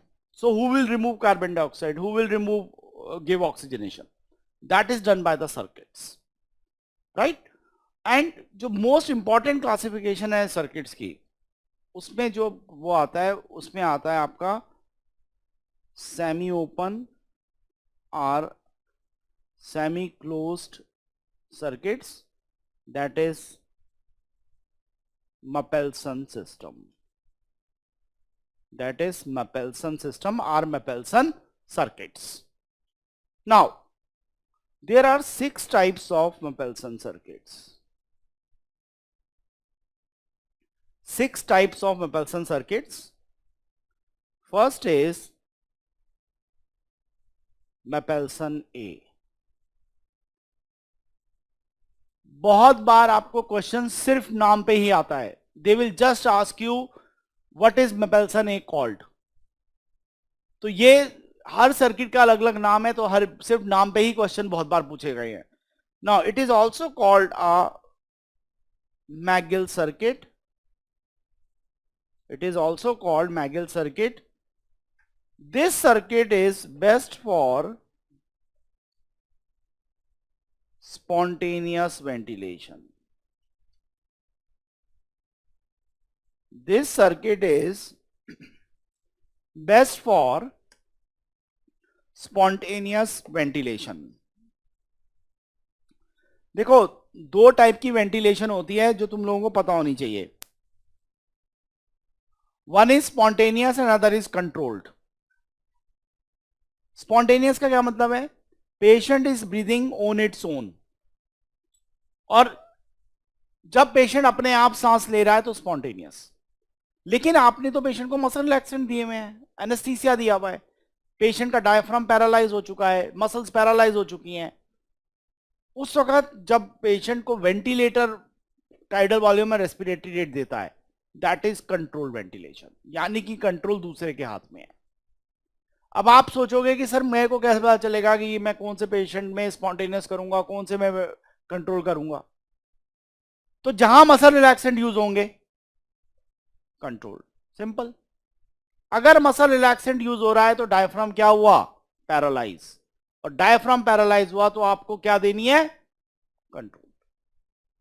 सेकंड, मैं आपको और अच्छा तरीका बताता हूं. किसी भी कैविटी की सर्जरी है तो always ventilation used is control ventilation. अब कैविटी देख लो, abdominal cavity, thoracic cavity, cranial cavity. Cavity की सर्जरी वेंटिलेशन कौन सी होगी? कंट्रोल होगी. आप कहते हो सर हैंड सर्जरी है, अब हैंड तो कोई कैविटी है नहीं, spontaneous. So any cavity surgery, any head and neck surgery is control ventilation. अगर उसने नहीं लिखा मसल रिलैक्सेंट, आपको नहीं पता चल रहा कि यार कौन सी मुझे वो है, आप सर्जरी देख लो कौन सी है. वो ऐसा तो नहीं लिखेगा ना सर्जरी इज गोइंग ऑन, वो कुछ तो लिखेगा, अब्डोमिनल सर्जरी लिखेगा, कुछ लिखेगा, उस हिसाब से आपको वेंटिलेशन पता चल जाएगी. So Mapleson A is best for spontaneous ventilation. और क्वेश्चन बड़ा सिंपल पूछा उसने कहा a DNC has to be done under spontaneous ventilation. The anesthetist is likely to use which circuit? That is Mapelson A. Now, the fresh gas flow required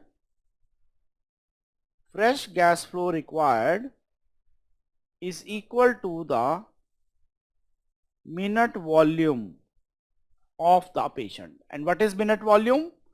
It is tidal volume into respiratory rate. The fresh gas flow required is equal to the minute volume of the patient, that is tidal volume into respiratory rate. Now, modification of Mapelson A is known as Lack circuit. modification of Mapelson A is known as LAC circuit. Now LAC is a coaxial circuit. Coaxial का मतलब होता है a tube inside a tube. LAC is a coaxial circuit in which the outer tube is inspiratory and the inner tube is expiratory. LAC is a coaxial circuit in which outer tube is inspiratory and inner tube is expiratory. Then comes Mapelson B, obsolete, no more used these days. Mapelson C. Now it is also known as Waters to and fro circuit. It is also known as Waters to and fro circuit. This is used for transportation and resuscitation. This is used for transportation and resuscitation. कल को जब तुम लोग ICU में काम करोगे ना, तुम लोग पेशेंट्स को इधर से उधर शिफ्ट करोगे, जो इंटूबेटेड पेशेंट्स होते हैं, तो वहां पे जो सर्किट यूज कर रहे ट्रांसपोर्ट करने के काम में आता है, that is known as C circuit. इतनी बार आप बोलोगे सी सर्किट लिया, सी सर्किट लिया. What is C circuit? Mapleson C circuit. That is Waters to and fro circuit. Now then comes Mapelson D. It is also known as Bain circuit. Also known as Bain circuit. This circuit is best for controlled ventilation. This circuit is best for controlled ventilation. So best for spontaneous was A. Best for controlled is D. Now, D is a coaxial circuit. Coaxial circuit in which the outer tubing is expiratory and the inner tubing is inspiratory. It is a coaxial circuit in which the outer tubing is expiratory and inner inspiratory. Then comes Mapelson E, also known as Ayer's T-piece. Simple एक T-piece होता है like this. One end is connected to oxygen, another to the endotracheal tube. Simply like this. This is known as Ayer's T-piece. It is used in spontaneously breathing adults and in neonates. It is used in spontaneously breathing adults and in neonates.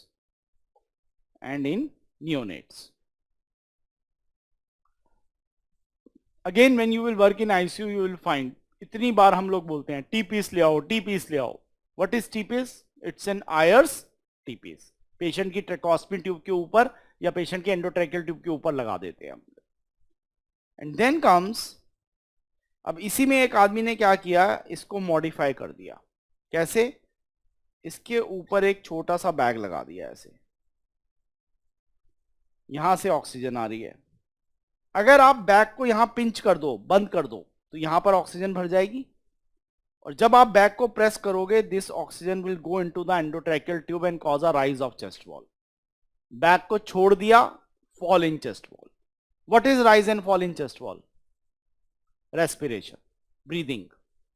So this is known as Jackson-Rees modification or Mapelson F. This is known as Jackson-Rees modification or Mapelson F. It is used in children less than 6 years or less than 20 kg. it is used in children less than 6 years or less than 20 kg.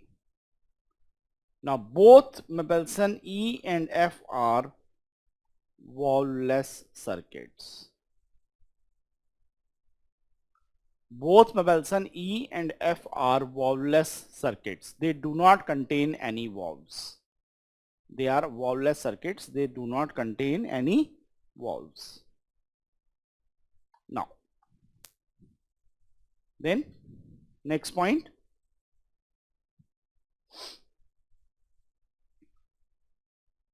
So let me show you the circuits here.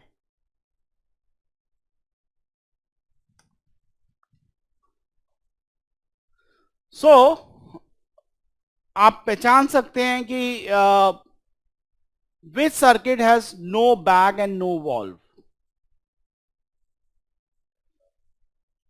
E. Mapleson E has no bag and no valve. Which circuit has only bag but no valve? F. Which circuit has a expiratory valve close to the bag?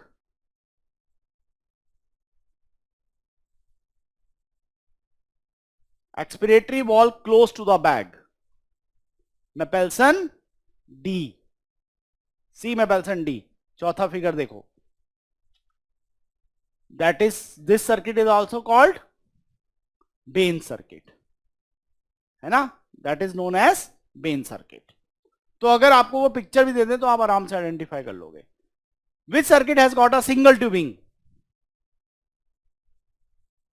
Single tubing. A. A has got a single tubing. बाकी सब में क्या है? There are two tubings. तो आपको पहचानना है तो पहचान सकते हो. हालांकि जो क्वेश्चन अगर आइडेंटिफिकेशन पे आया तो वो मोस्ट लाइकली Mapleson D पे आएगा. They will give you a picture of Mapleson D and they will ask you which circuit is it. और Mapleson D को पहचानना बहुत आसान है. कैसे? The expiratory valve is close to the back. In all other circuits, अगर top 3 के circuit देखो तो expiratory valve is close to the mask. But in D, it is close to the back. So that is how you will identify. Right? अब problem क्या हो रही थी कि इन सर्किट्स के साथ बहुत सारी फ्रेश गैस फ्लो यूज हो रहा है. तो बहुत सारा नाइट्रस ऑक्साइड, बहुत सारी ऑक्सीजन यूज हो रही थी. तो दे थॉट कि भाई कुछ और करा जाए कि इसको कैसे हम बचाएं. So they developed another type of system which is known as closed circuit और circle system, which is known as closed circuit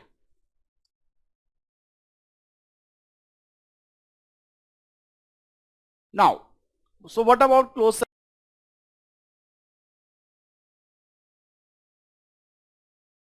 You are giving oxygen plus nitrous oxide plus inhalational agent like sevoflurane to the patient, and the patient is expiring oxygen plus nitrous oxide plus inhalational agent plus carbon dioxide. Now if you can remove this carbon dioxide from these gases can be reused.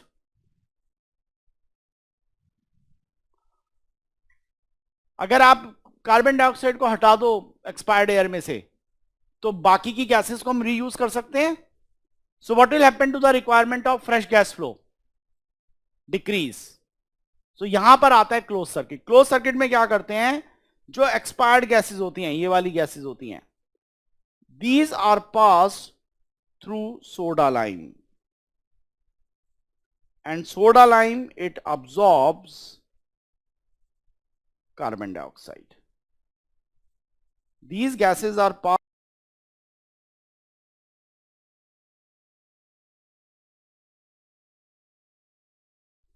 It absorbs carbon dioxide. Now, so many times they will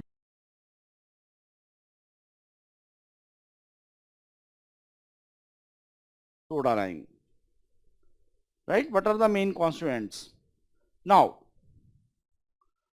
soda lime, it consists of calcium hydroxide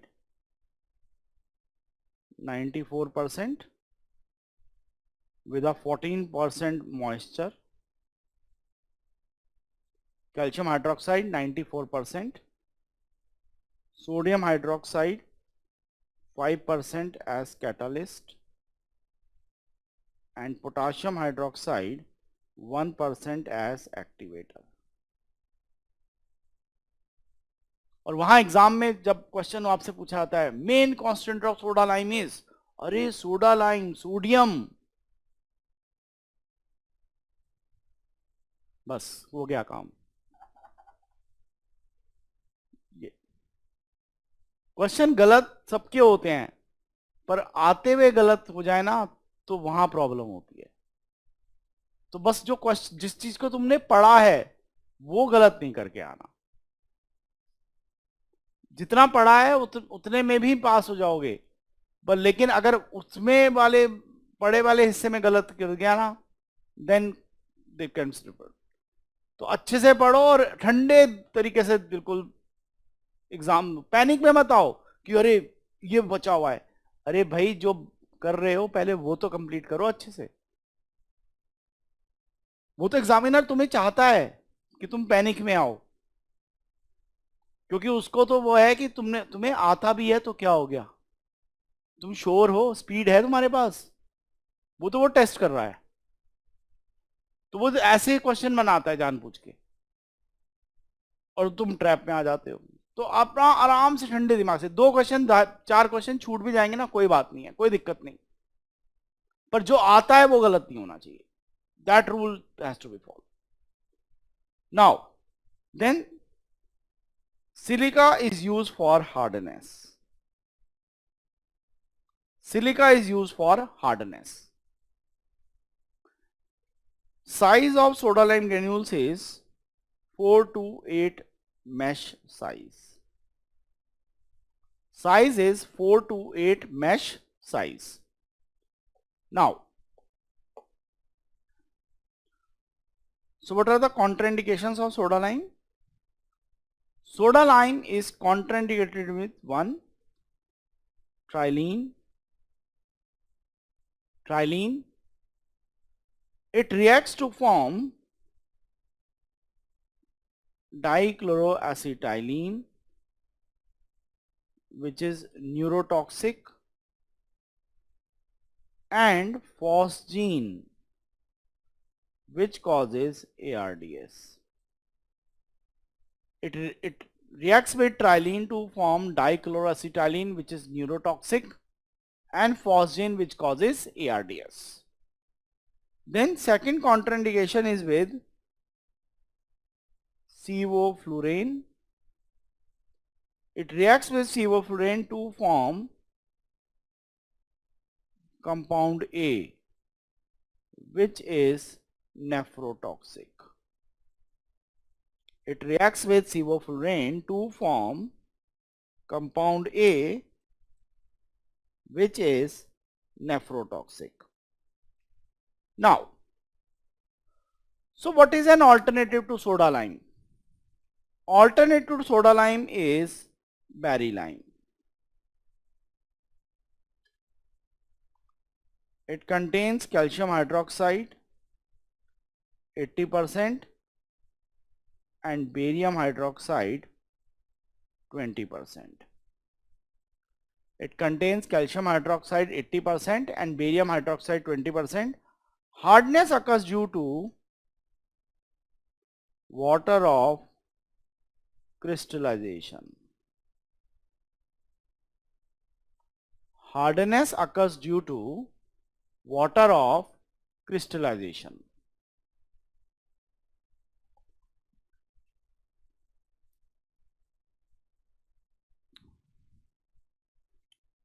Right?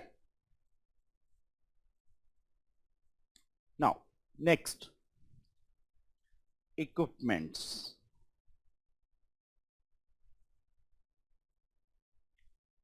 Now,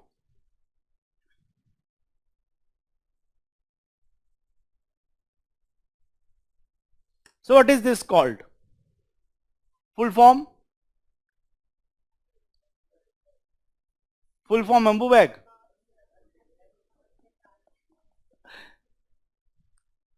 artificial manual breathing unit. Ambu bag का full form है artificial manual breathing unit. Now ambu bag के different parts होते हैं. So it has an oxygen inlet and air inlet, a self inflating bag and a unidirectional valve. So if you connect oxygen here to the oxygen inlet, how much maximum percentage of oxygen can be delivered with ambu bag?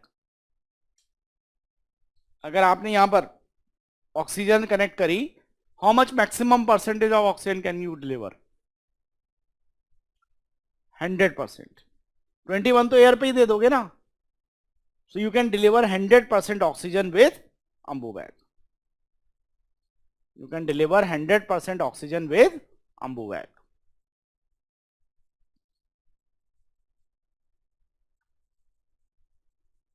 Right?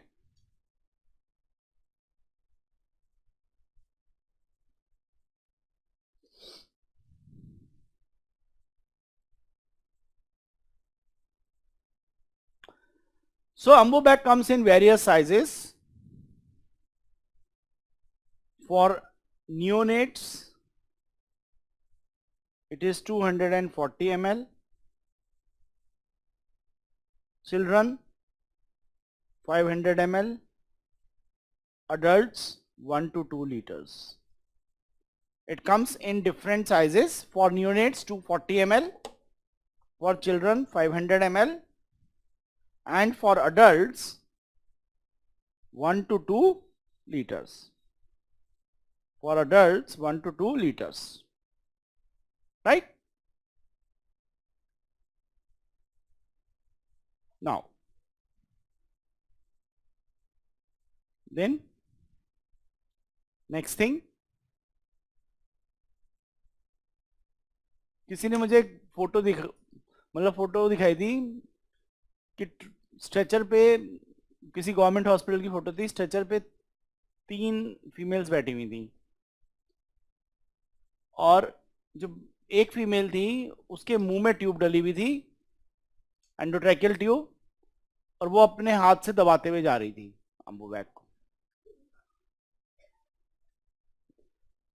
उसे कहा गया कि जब तक ये bag दबता रहेगा तब सांस चलती रहेगी, है ना. तो बड़े वो है, जैसे कभी तुम लोग काम करोगे, इमरजेंसी में फंस जाओ, भीड़ आ जाती है, डॉक्टर साहब देखो इसको देखो, तो 2 ही चीजें बोलनी होती है, खून कौन देगा. आधी जनता गायब. जो सबसे मजबूत आदमी भी होता है ना, वो कह रहा होता है डॉक्टर साहब बहुत कमजोरी है मेरे को. दूसरा, बैग कौन दबाएगा. जैसे रिलेटिव को भी बैग दे दो ना, एम्बू बैग शुरू में, तो वो दबाता रहेगा. धीरे धीरे क्या होगा, ट्यूब अंदर खिसकती जाएगी और एक लंग में चली जाएगी, एंडोब्रोंकियल हो जाएगी, लंग कोलैप्स हो जाएगा दूसरे वाला. बैग दबा रहा है, सो रहा है, दबा रहा है, थोड़ी देर बाद पेशेंट की हार्ट बीट भी रुक गई. ठीक है, उसको तो पता नहीं है वो बैग दबाया जा रहा है. फिर बाद में जब डॉक्टर आया, उसने देखा ये तो जई, डॉक्टर साहब मैं तो बैग दबा रहा था. भाई देख तो ट्यूब एक तरफ चली गई, ये तो देखा नहीं. And it is very common. अब थोड़ा कम हो गया है, वो इसलिए कम हो गया कि वेंटिलेटर्स आर अवेलेबल. पर जब वेंटिलेटर्स अवेलेबल नहीं होते तो आप क्या करते हो, यू डू एम्बू बैग. और तो कई बार क्वेश्चन आपसे पूछा जाएगा कि size of neonatal Anbu bag is. अरे यार, सबसे आगे बैठे हो, सबसे ज्यादा बात सुन रहे हो, हैं. अनलेस एंड अनटिल, अब तुम अपने आप को भी नियोनेट ना मानना शुरू कर दो।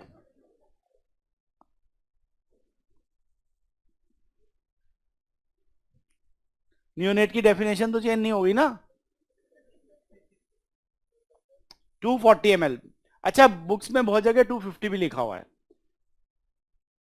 लेकिन तुम्हारे लेवल पे हो सकता है क्वेश्चन में 250 भी आ जाए, आ जाता है कई बार। लेकिन अगर आपको पीडियाट्रिक्स मिलती है और आप पीडियाट्रिक्स के पीजी हो और आप वहां पे वाइवा के वक्त बोल देते हो कि 240 की जगह 250, तो वो आपको कहते हैं 6 महीने बाद दोबारा आएंगे, तब तक के लिए फिर मिलते हैं। तो exact size is 240, but sometimes at your level, UG level पे 250 भी चल जाता है।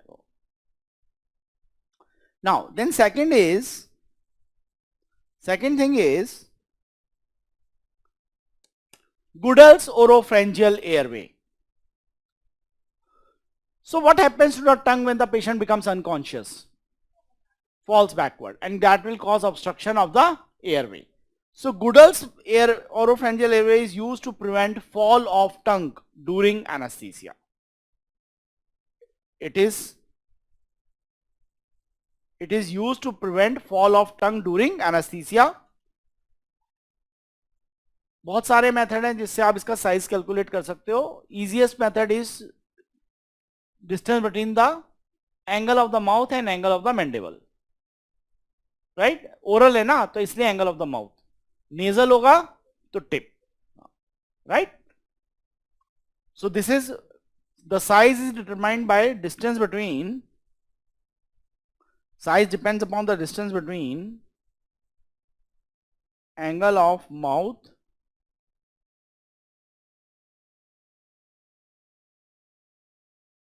mandible, angle of mouth and angle of mandible. इसी तरीके से you can put even a nasal, right, you can even put a nasal airway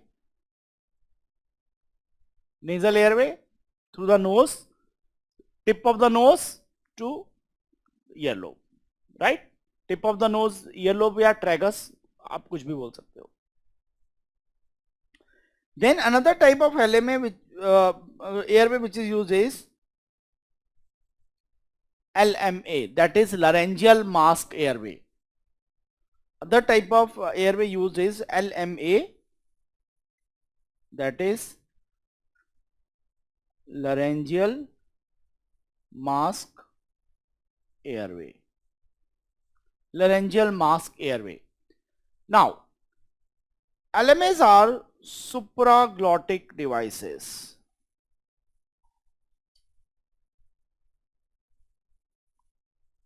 LMAs are supraglottic devices. Supraglottic का मतलब होता है ग्लॉटिक ओपनिंग के ऊपर रहते हैं ये.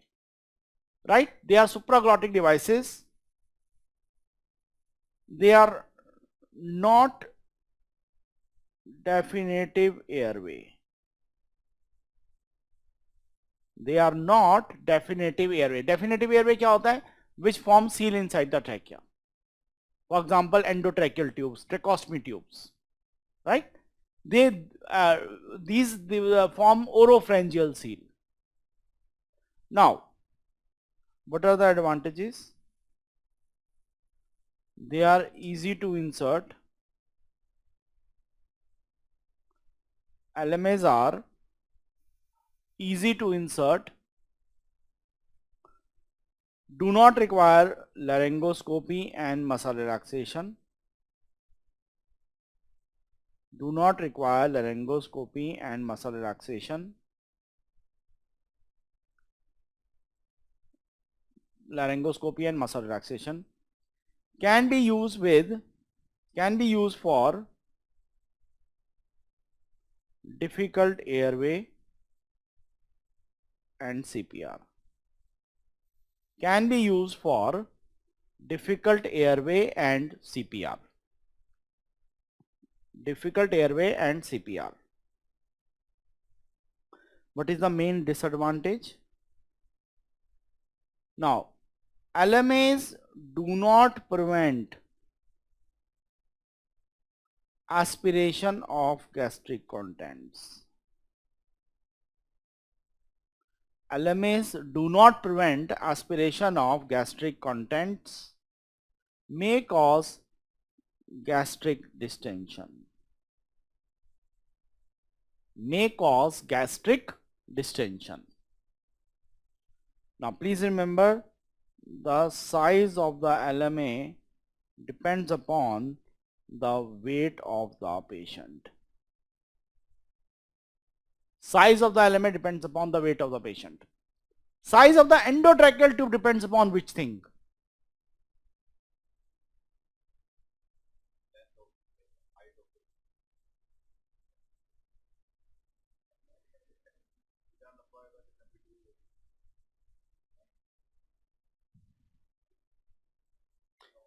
Size of the endotracheal tube depends upon the age of the patient.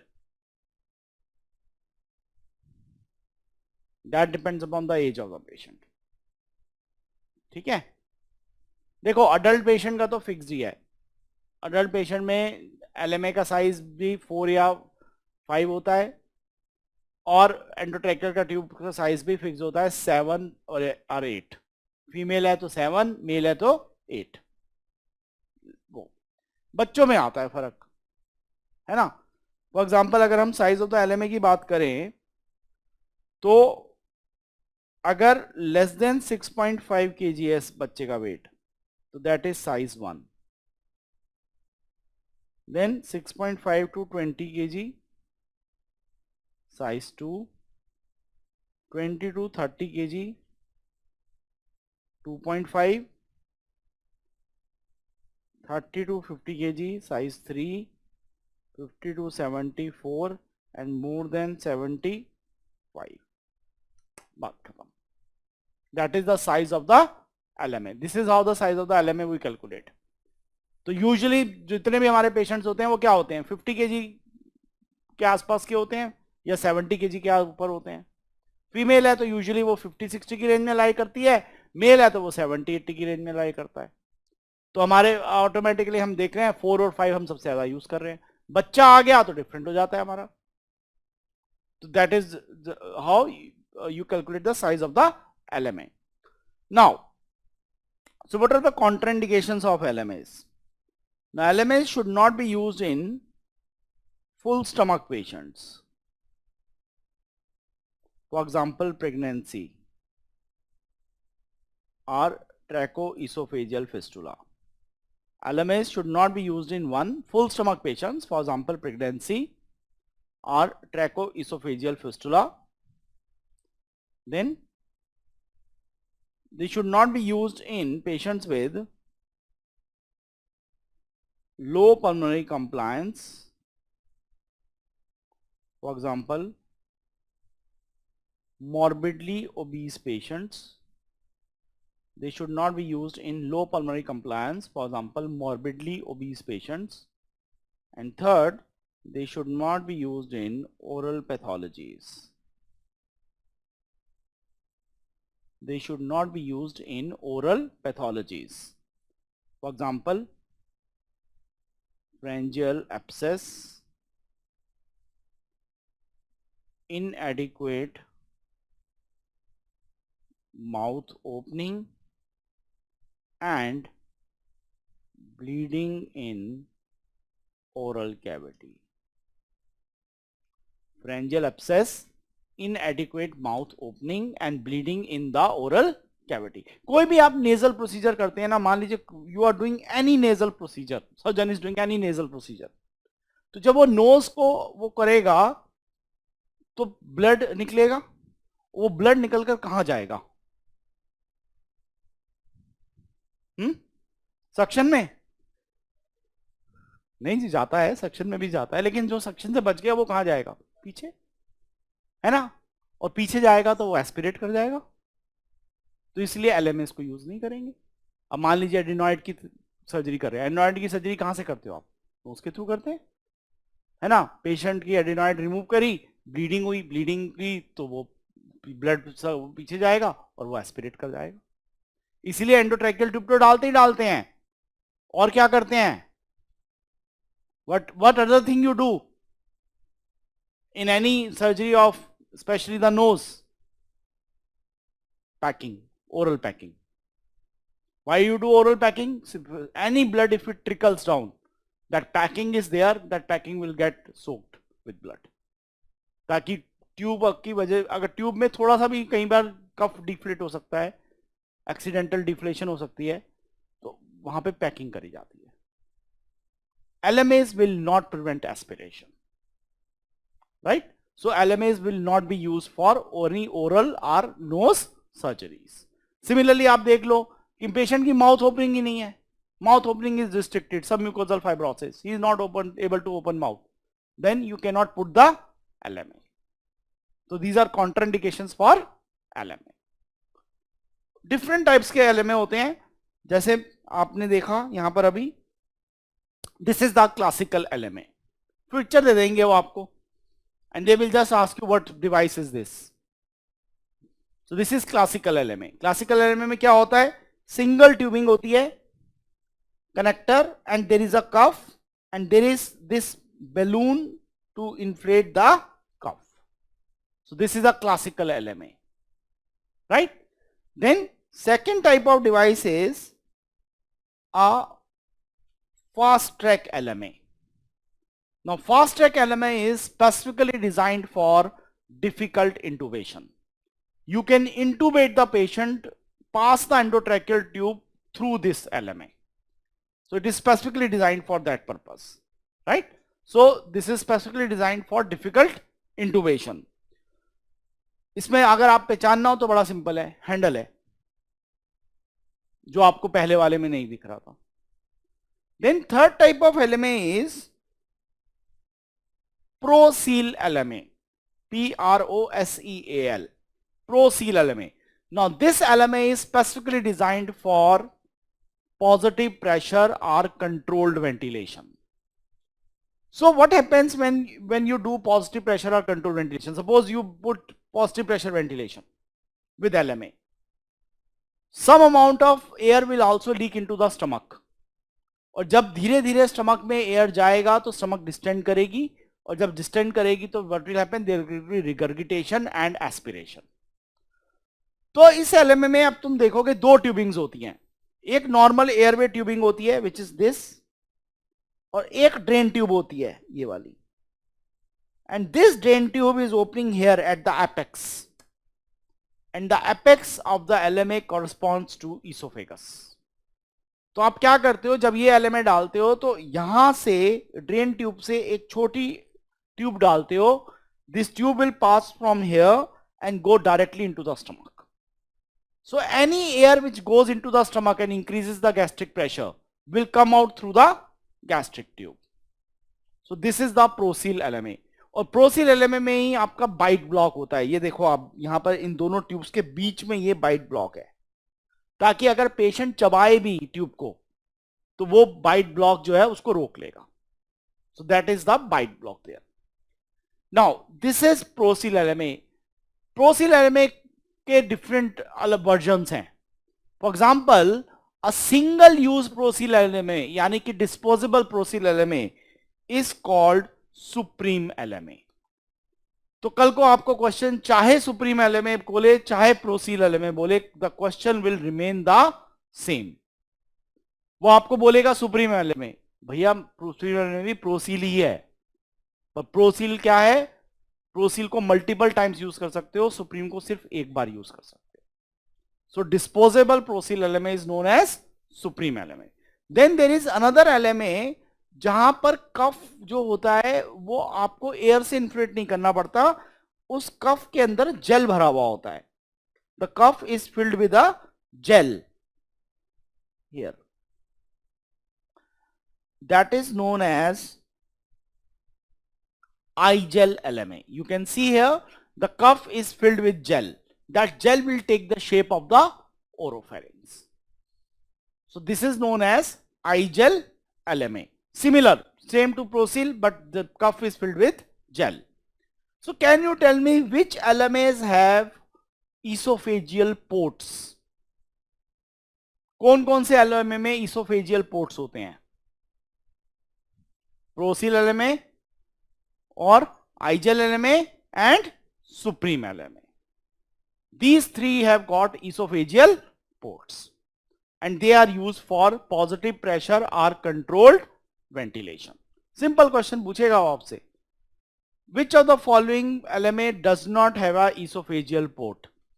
3 दे देगा, चौथा वाला आपको वो फास्ट ट्रैक दे देगा या नॉर्मल क्लासिकल LMA दे देगा, या आपको वो 4 फोटो देगा और उसमें कहेगा which of the following has a oesophageal port.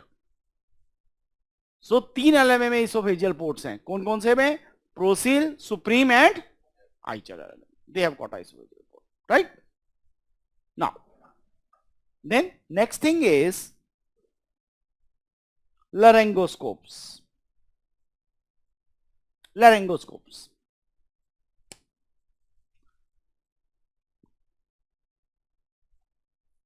Now, the most common type of laryngoscope comes with a curved blade. और उसको हम क्या बोलते हैं? मैकिन्टॉश ब्लेड. अच्छा एक बात बताओ, जो लैरिंगोस्कोपी तुम ENT में करते हो वो डायरेक्ट होती है या वो इनडायरेक्ट होती है?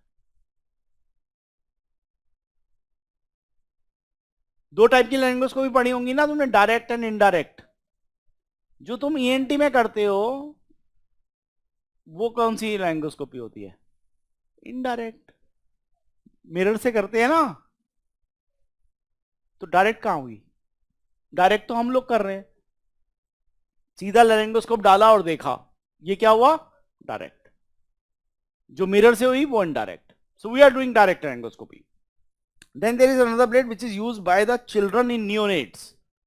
That is known as Miller blade. That is a straight blade. Now, what are the most important points you should remember? 1. The laryngoscope should always be held in the left hand. Irrespective you are a right hander or left hander, कोई फर्क नहीं पड़ता.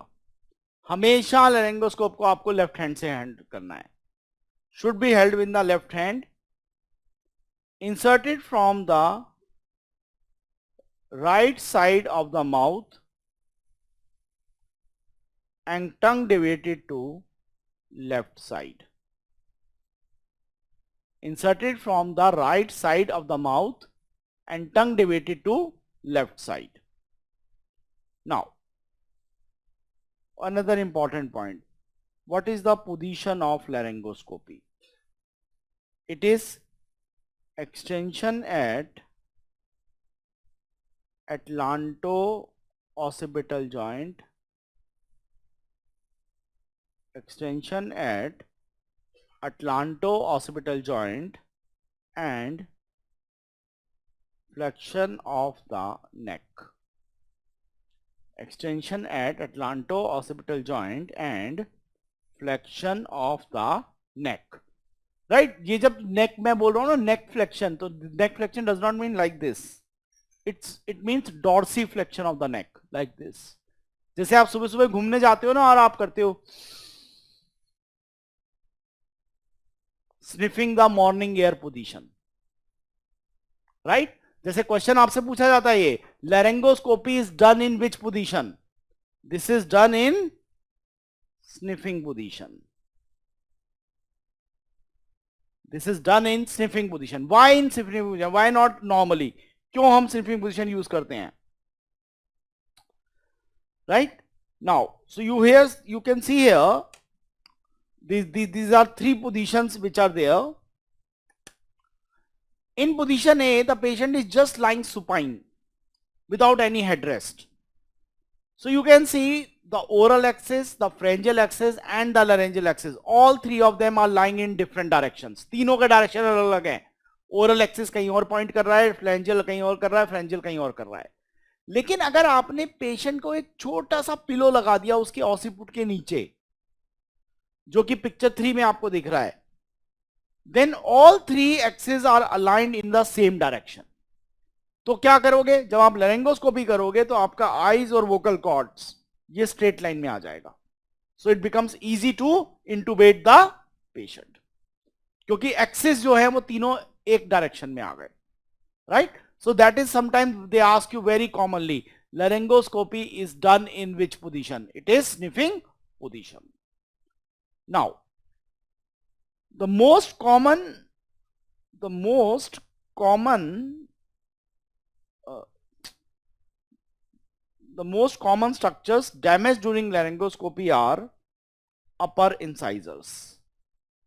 The most common structures damaged during laryngoscopy are upper incisors. Now, then next is endotracheal tubes. Endotracheal tubes. Now, two most commonly used tubes are the PVC tubes and the red rubber tubes. PVC tubes and red rubber tubes. आपको most common point जो याद रखना है PVC tubes में, one, it is high volume low pressure tube. High volume low pressure tube. Second, it has Murphy I present. अभी दिखाता हूं मैं क्या होता है Murphy I present. Third, it is transparent, and fourth, it is radio opaque. So you can see them on chest x-rays. So you can see here in this picture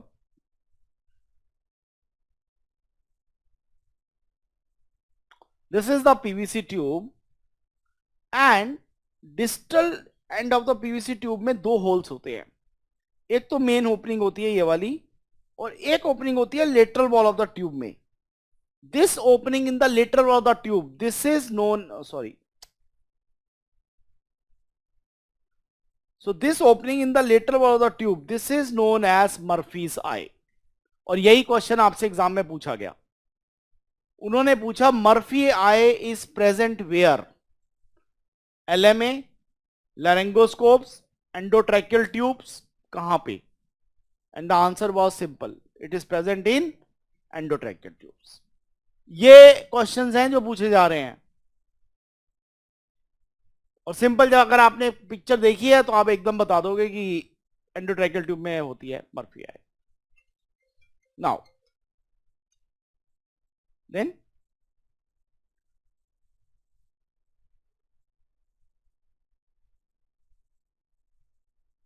so this is the PVC tube, you can see. और PVC tube में तुम देखोगे कि यहां पे ये markings होती हैं और ये एक ब्लू लाइन होती है.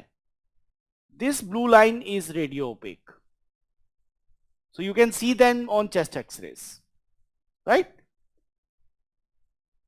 And this is the cuff which is high volume low pressure. जैसे क्वेश्चन आपसे पूछा जाएगा cuff of endotracheal tube is high volume, high pressure, low volume, low pressure, equal volume and pressure, high volume, low pressure. इस type के questions they are asking. So which of the following is the correct statement about the cuff of the tube? Right? Now, as far as the red rubber tubes are concerned, the red rubber tubes are, they have low volume and high pressure cuff. They have low volume, high pressure cuff, no Murphy eye, no Murphy eye. These tubes are opaque, and they are radiolucent. They are radiolucent. So you cannot see them on chest x-rays. Cannot see them on chest x-rays. Now, the most common size of tube used for adult male is 8 and for adult female is 7.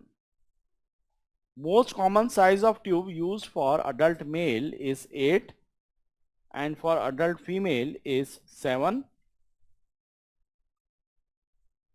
The length of the tube which comes at upper incisors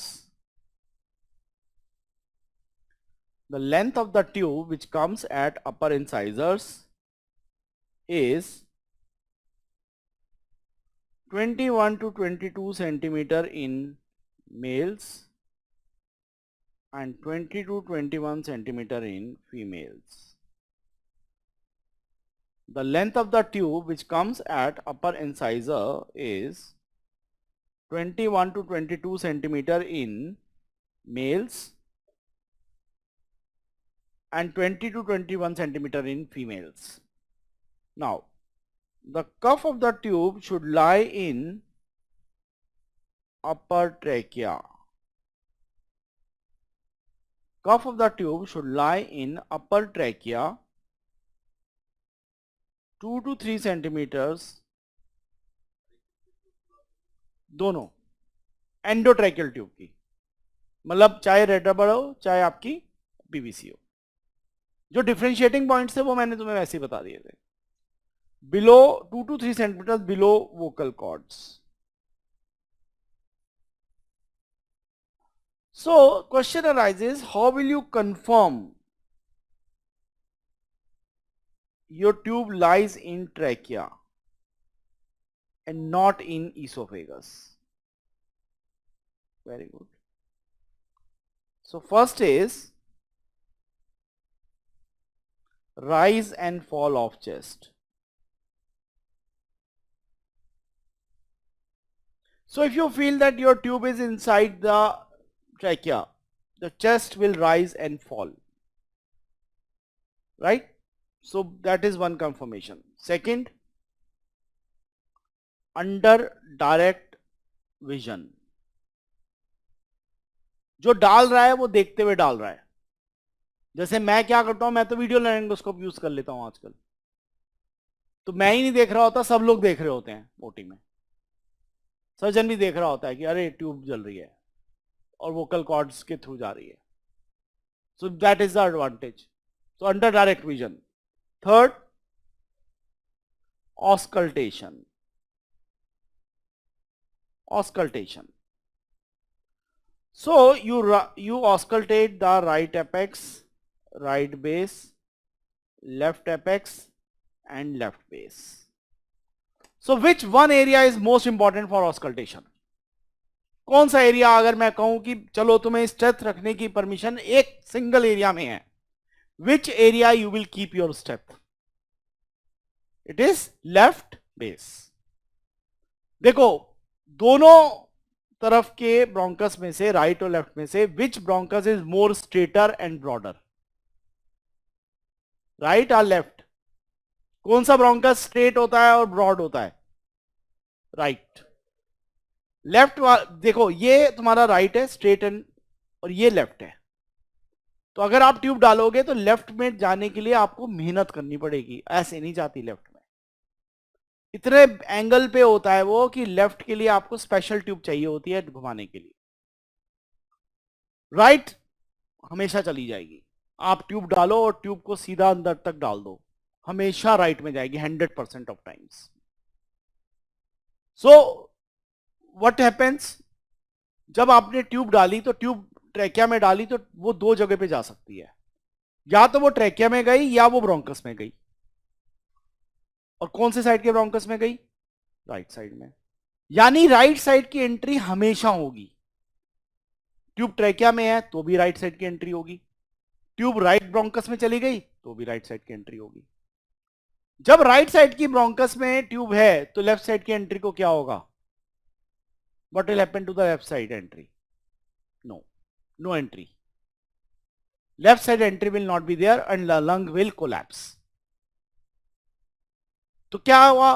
अगर tube trachea में है तो आपको left की side सुनाई दे रही है, और अगर ट्यूब ट्रैकिया में नहीं है तो आपको लेफ्ट साइड की एंट्री नहीं सुनाई दे रही.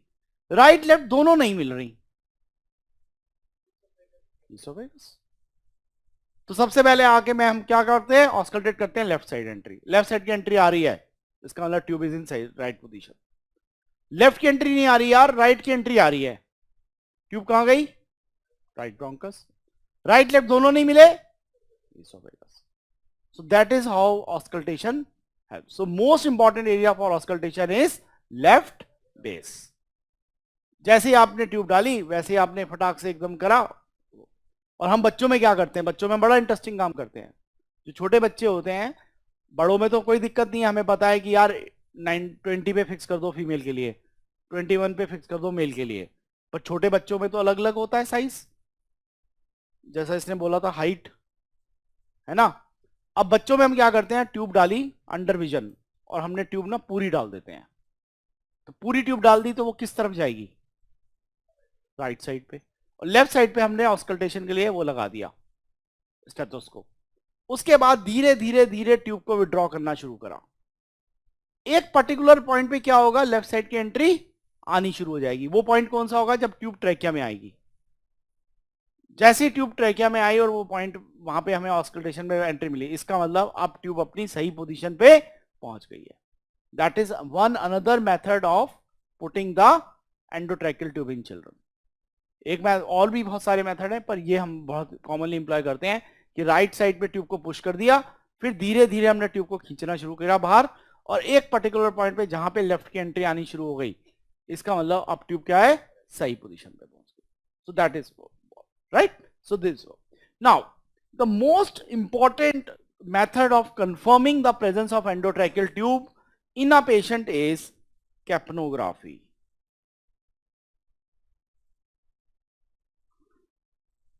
The most important method is capnography. What is capnography?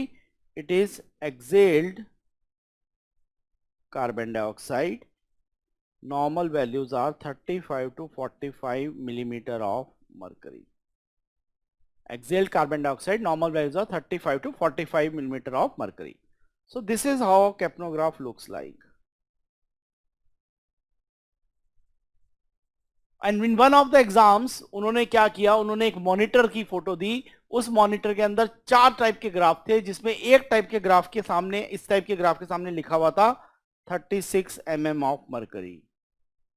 And they said identify the concerned graph. Pulse oximetry, ECG, respiration, कैप्नोग्राफ।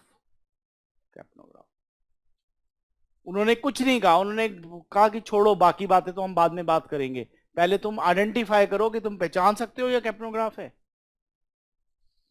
Now so क्या होता है, this is the base line, this is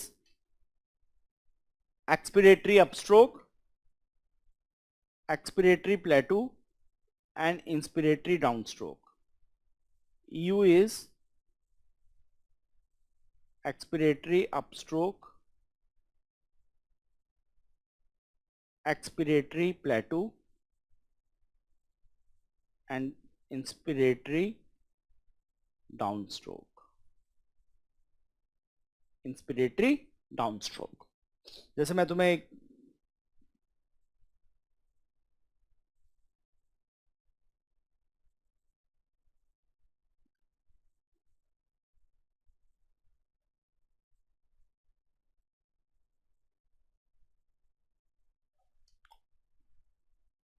So can you identify this graph? That is capno. देखो ध्यान से इसको देखना, इस graph को देखो। Just look at this graph. This is capnograph.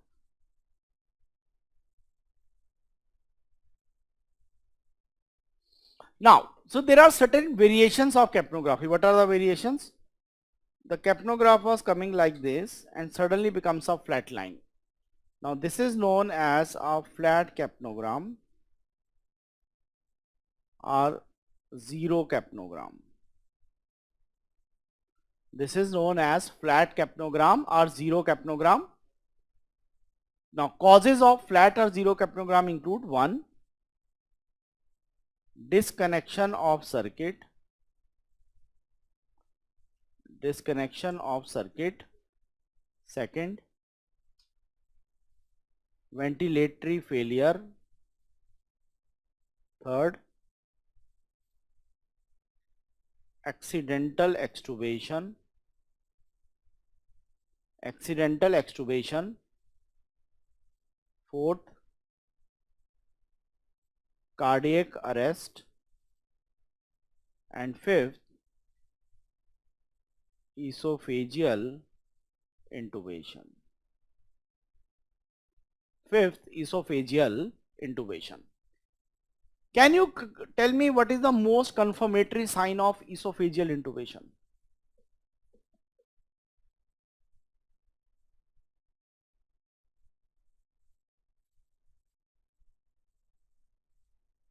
आपने ट्यूब डाली और ट्यूब डालने के बाद वो ट्यूब गई इसोफेगस में, कैसे ये 100% साबित होगा? What will happen to the capnograph when tube is in esophagus? Yes, zero. Absence of capnography. Question उल्टा पूछा गया. आप हमेशा याद करते हो ना कि भाई what is the most confirmatory sign of tracheal intubation? Presence of capnography. तो इसोफेजियल इंटुबेशन के लिए मोस्ट कंफर्मेटरी साइन क्या है? सेम पॉइंट, सेम समथिंग, थोड़ा सा घुमाया उसने. Then a sudden fall in end tidal carbon dioxide, ये बहुत इंपॉर्टेंट है, बार बार क्वेश्चन आता है. occurs due to sudden fall occurs due to venous air embolism. A sudden fall in end tidal carbon dioxide occurs due to venous air embolism. Venous air embolism, right? Sudden fall नहीं बोलेगा, वो आपको बोल देगा 30 से सीधा 10 आ गया. बात तो वही है. Then a sudden rise in end tidal carbon dioxide occurs due to malignant hyperthermia. Sudden rise occurs due to malignant hyperthermia. Then this type of capnograph,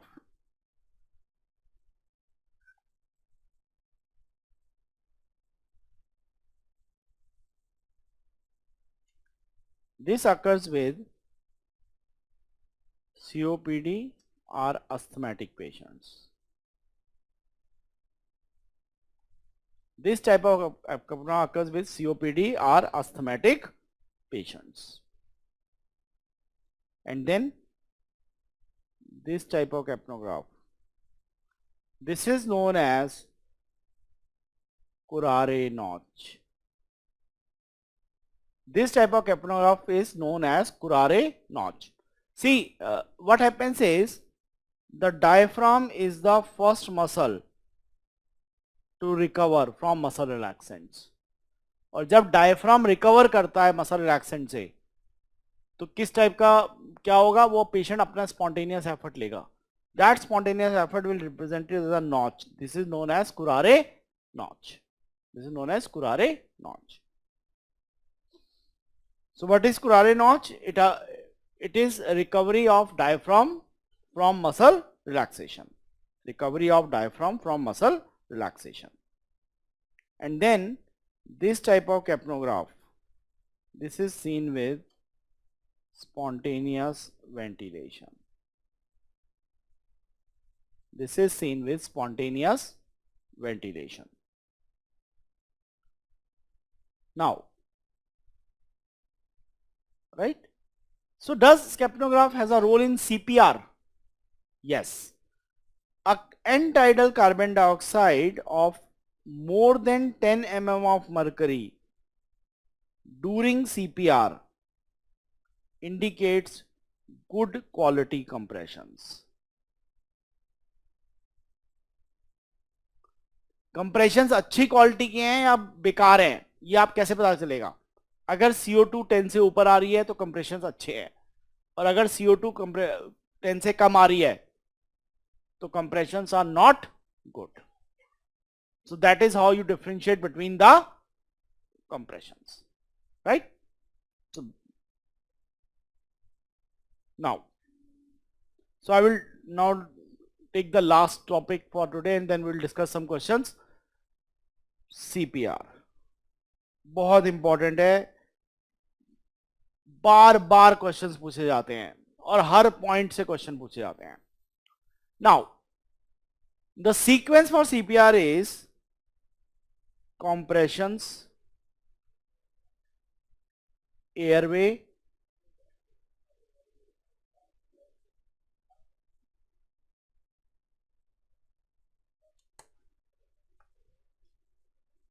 workbook में नहीं है, कोई बात नहीं, नहीं भी है तो भी लिख लो।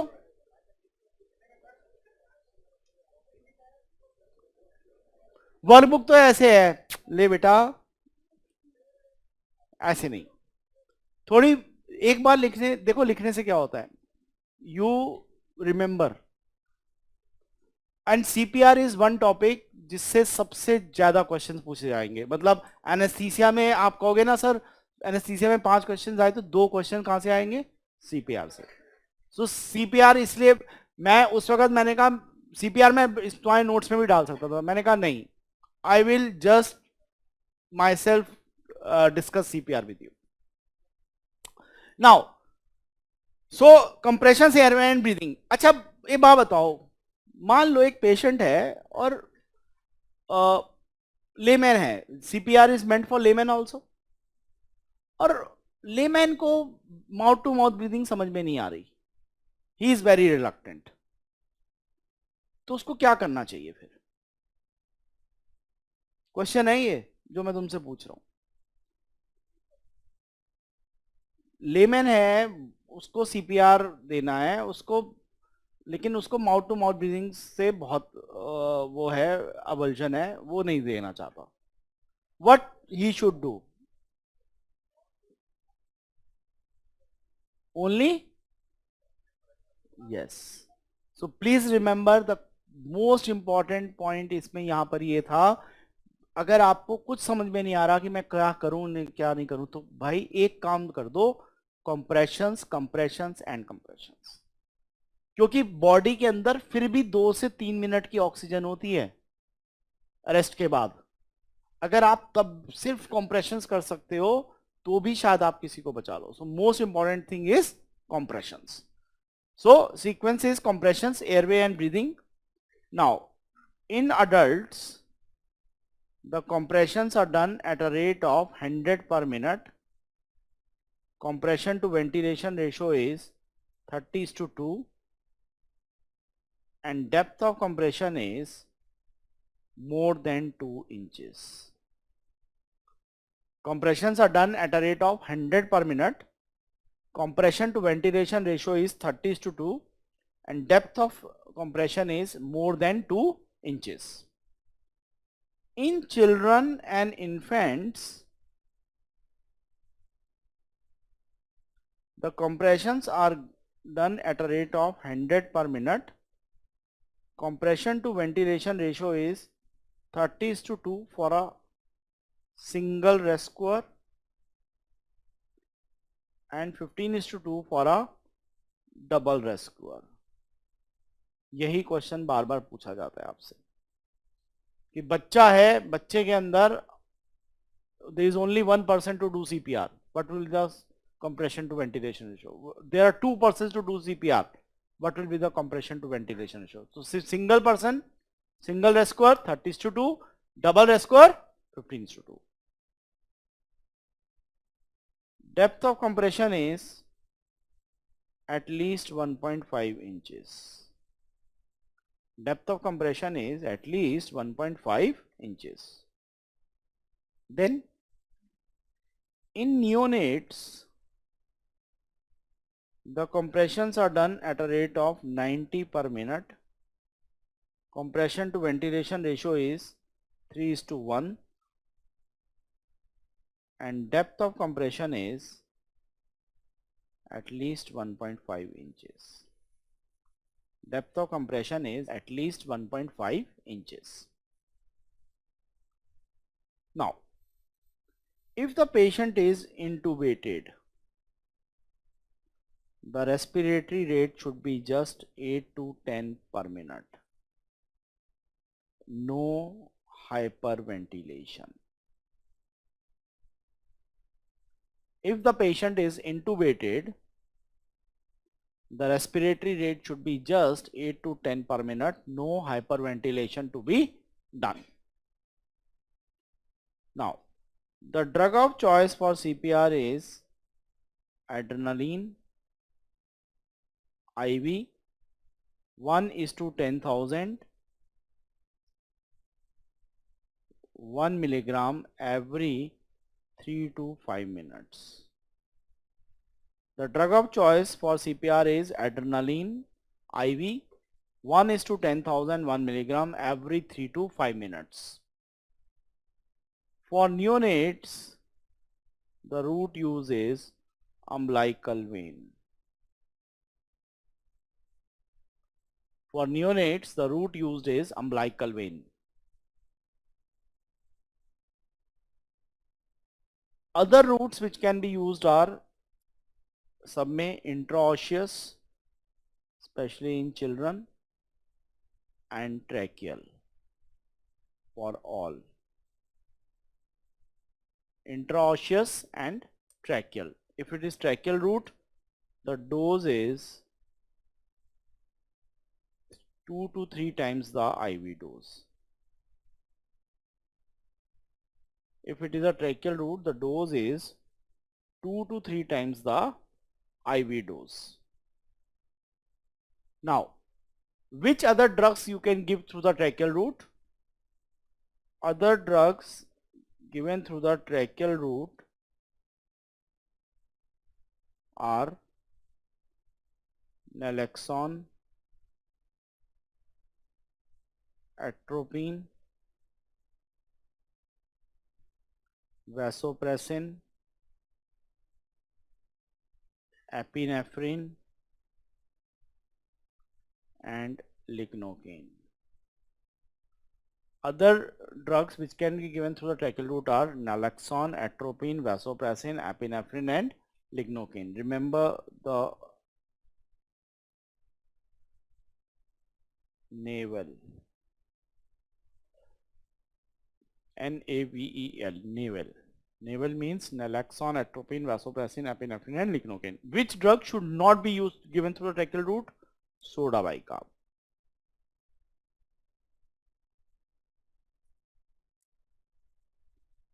Which drug should not be used? Soda bicarb.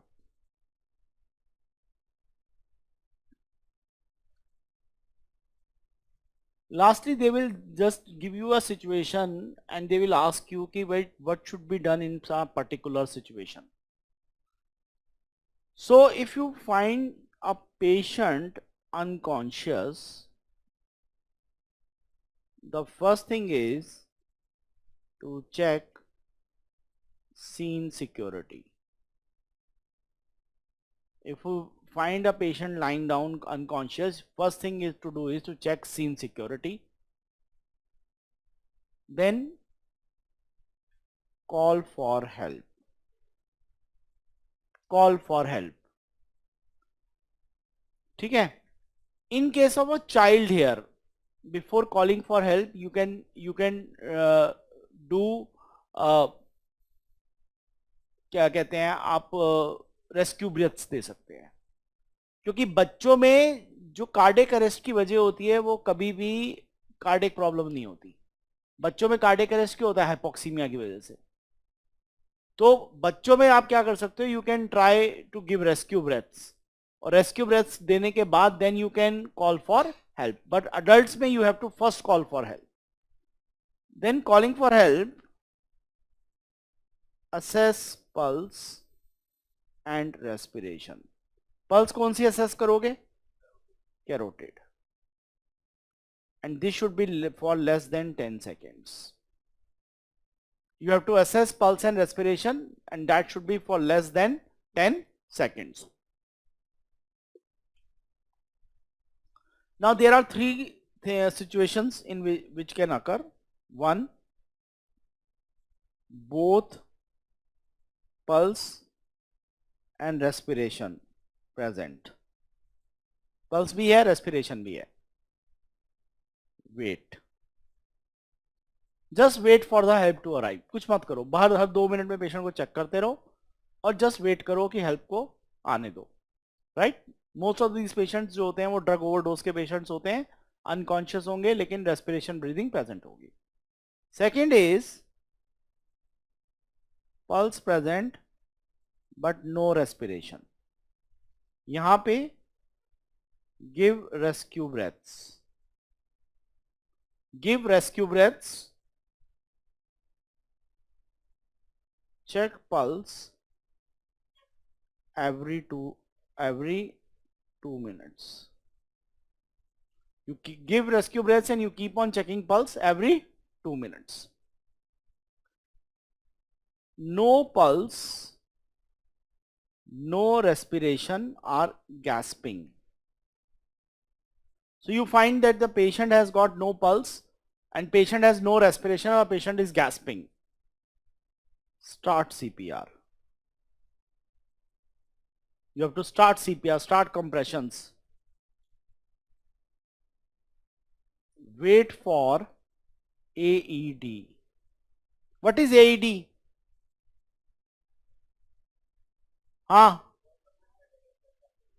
Automatic external defibrillator or automated external defibrillator or accessory external defibrillator?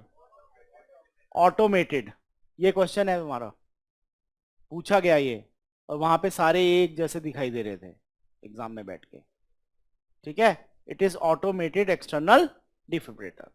So wait for AED to arrive and AED will tell you two things, whether it is a shockable rhythm or it is a non-shockable rhythm. Usually जितने hospital के बाहर arrest होते हैं वो shockable होते हैं, VF या VTs होते हैं, right.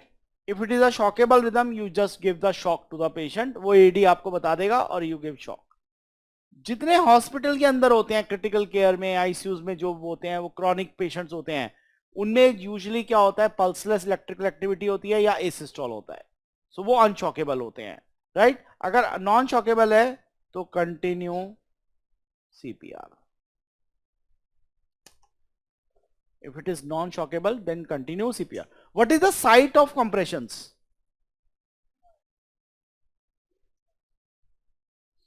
Lower 1/3 of the sternum. Site of compressions is lower 1/3 of the sternum. नहीं. Again we have to depend करेगा ऑल्टरनेटिव क्या है एग्जाम में, पर lower 1/3 of the sternum is the most accepted, right.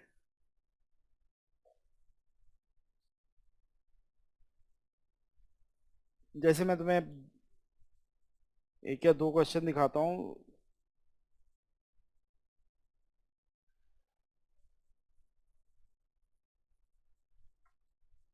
Okay,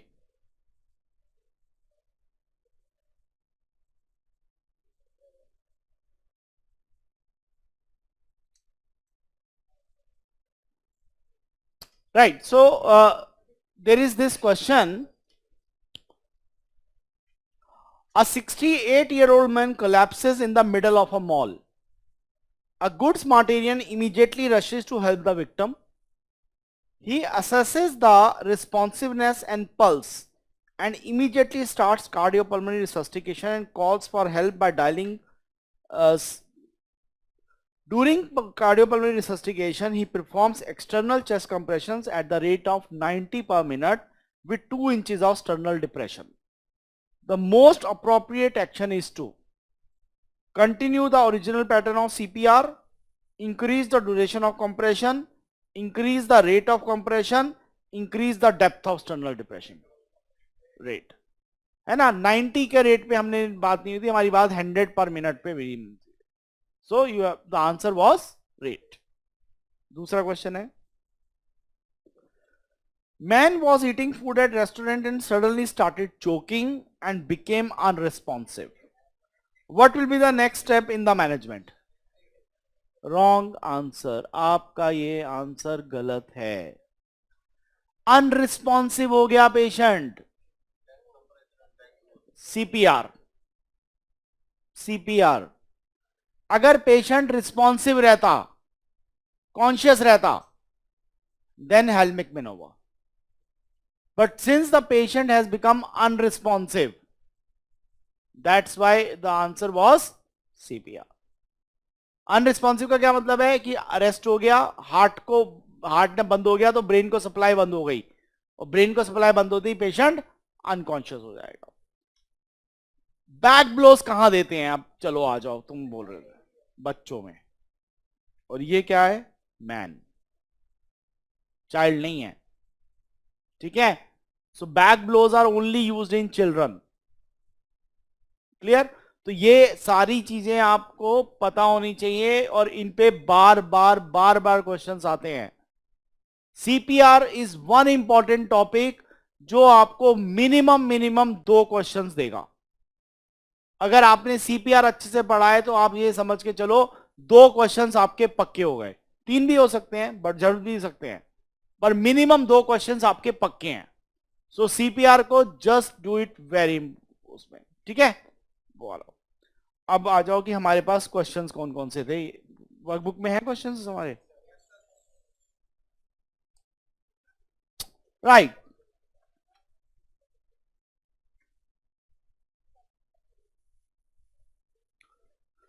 now अच्छा है ना, you want to write on this तो यू कैन टेक।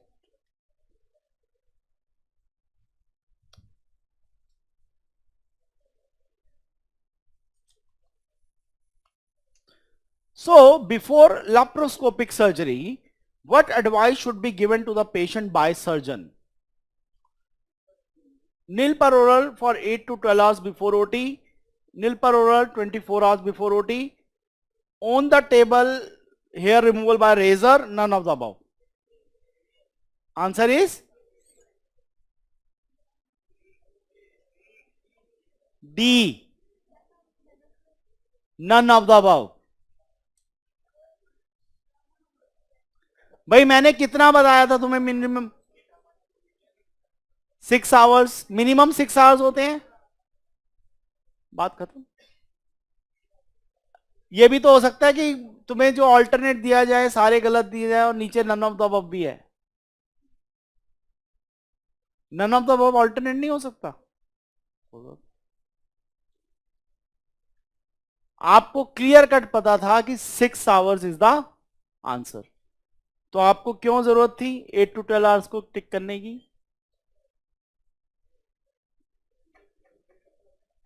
ये कुछ तो करना था sir, none of the above कैसे हो सकता है?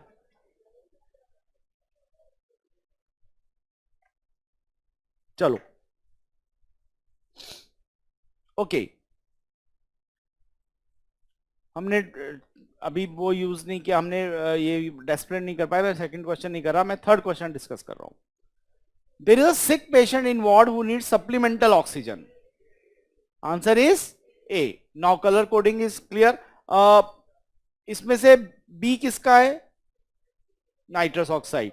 सी Entonox. D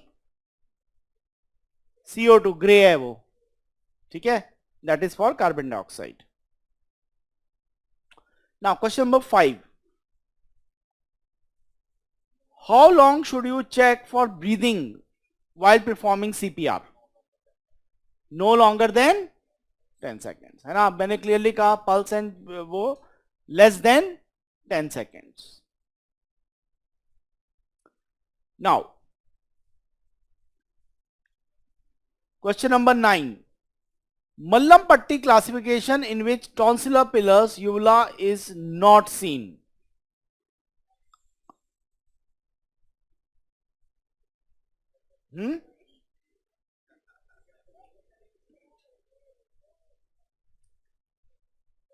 Answer is C. Now question number 10, most efficient Mapelson circuit for spontaneous ventilation is. Mapelson क्या नाम होता है इसका? McGill circuit. That is McGill circuit, right? So since I have not discussed desflurane, so I am not getting. जहां तक Mandelson syndrome की बात है तो मैं बता दूं मेंडलसन सिंड्रोम क्या होता है। Mendelson syndrome question number 8, it's occurs only in pregnancy. ना प्रेगनेंसी में जब पेशेंट फुल टर्म होता है, तो प्रेगनेंसी में जब फुल टर्म होता है और फुल टर्म में उसको एनेस्थीसिया देते हैं फॉर सिजेरियन सेक्शन, तो पेशेंट को chances of aspiration are very high. Reason being कि पेशेंट का जो ग्रेविड यूट्रस होता है वो उसको ऊपर की तरफ पुश कर रहा होता है, जिसकी वजह से स्टमक कंटेंट्स में gastric residual volume is high, and whenever patient you give anesthesia, you make the patient unconscious, what will happen to upper airway reflexes?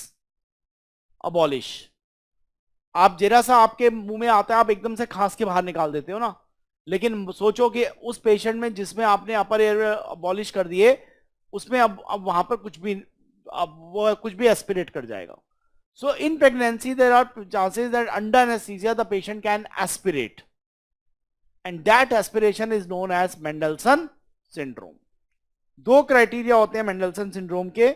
One, the pH of aspirate should be less than pH should be less than 2.5, and second, the volume should be more than 25 ml. The volume should be more than 25 ml. Right. So can you identify the question number 68 picture?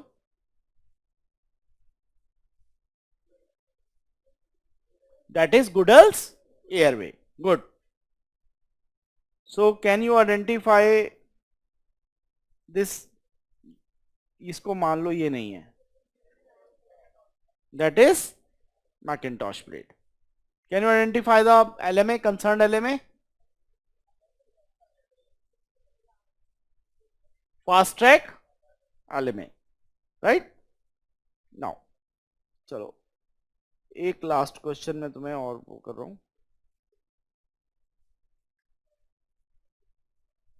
देखो ये रहा, बताओ.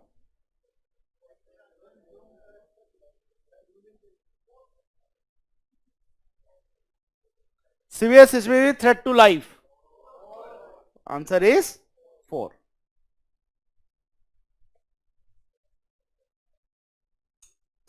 Right.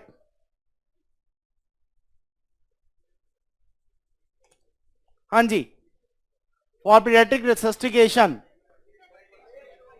Answer is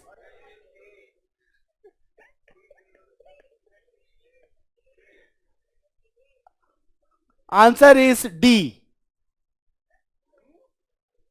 question पढ़ो दोबारा से.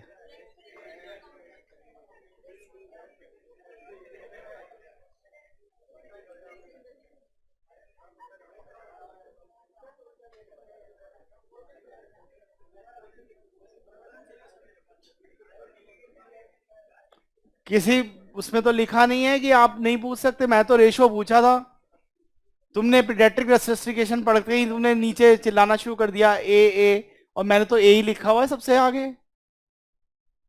जब question बहुत लड्डू हो ना और ऑल्टरनेट ए हो तो थोड़ा पीछे हट जाया करो,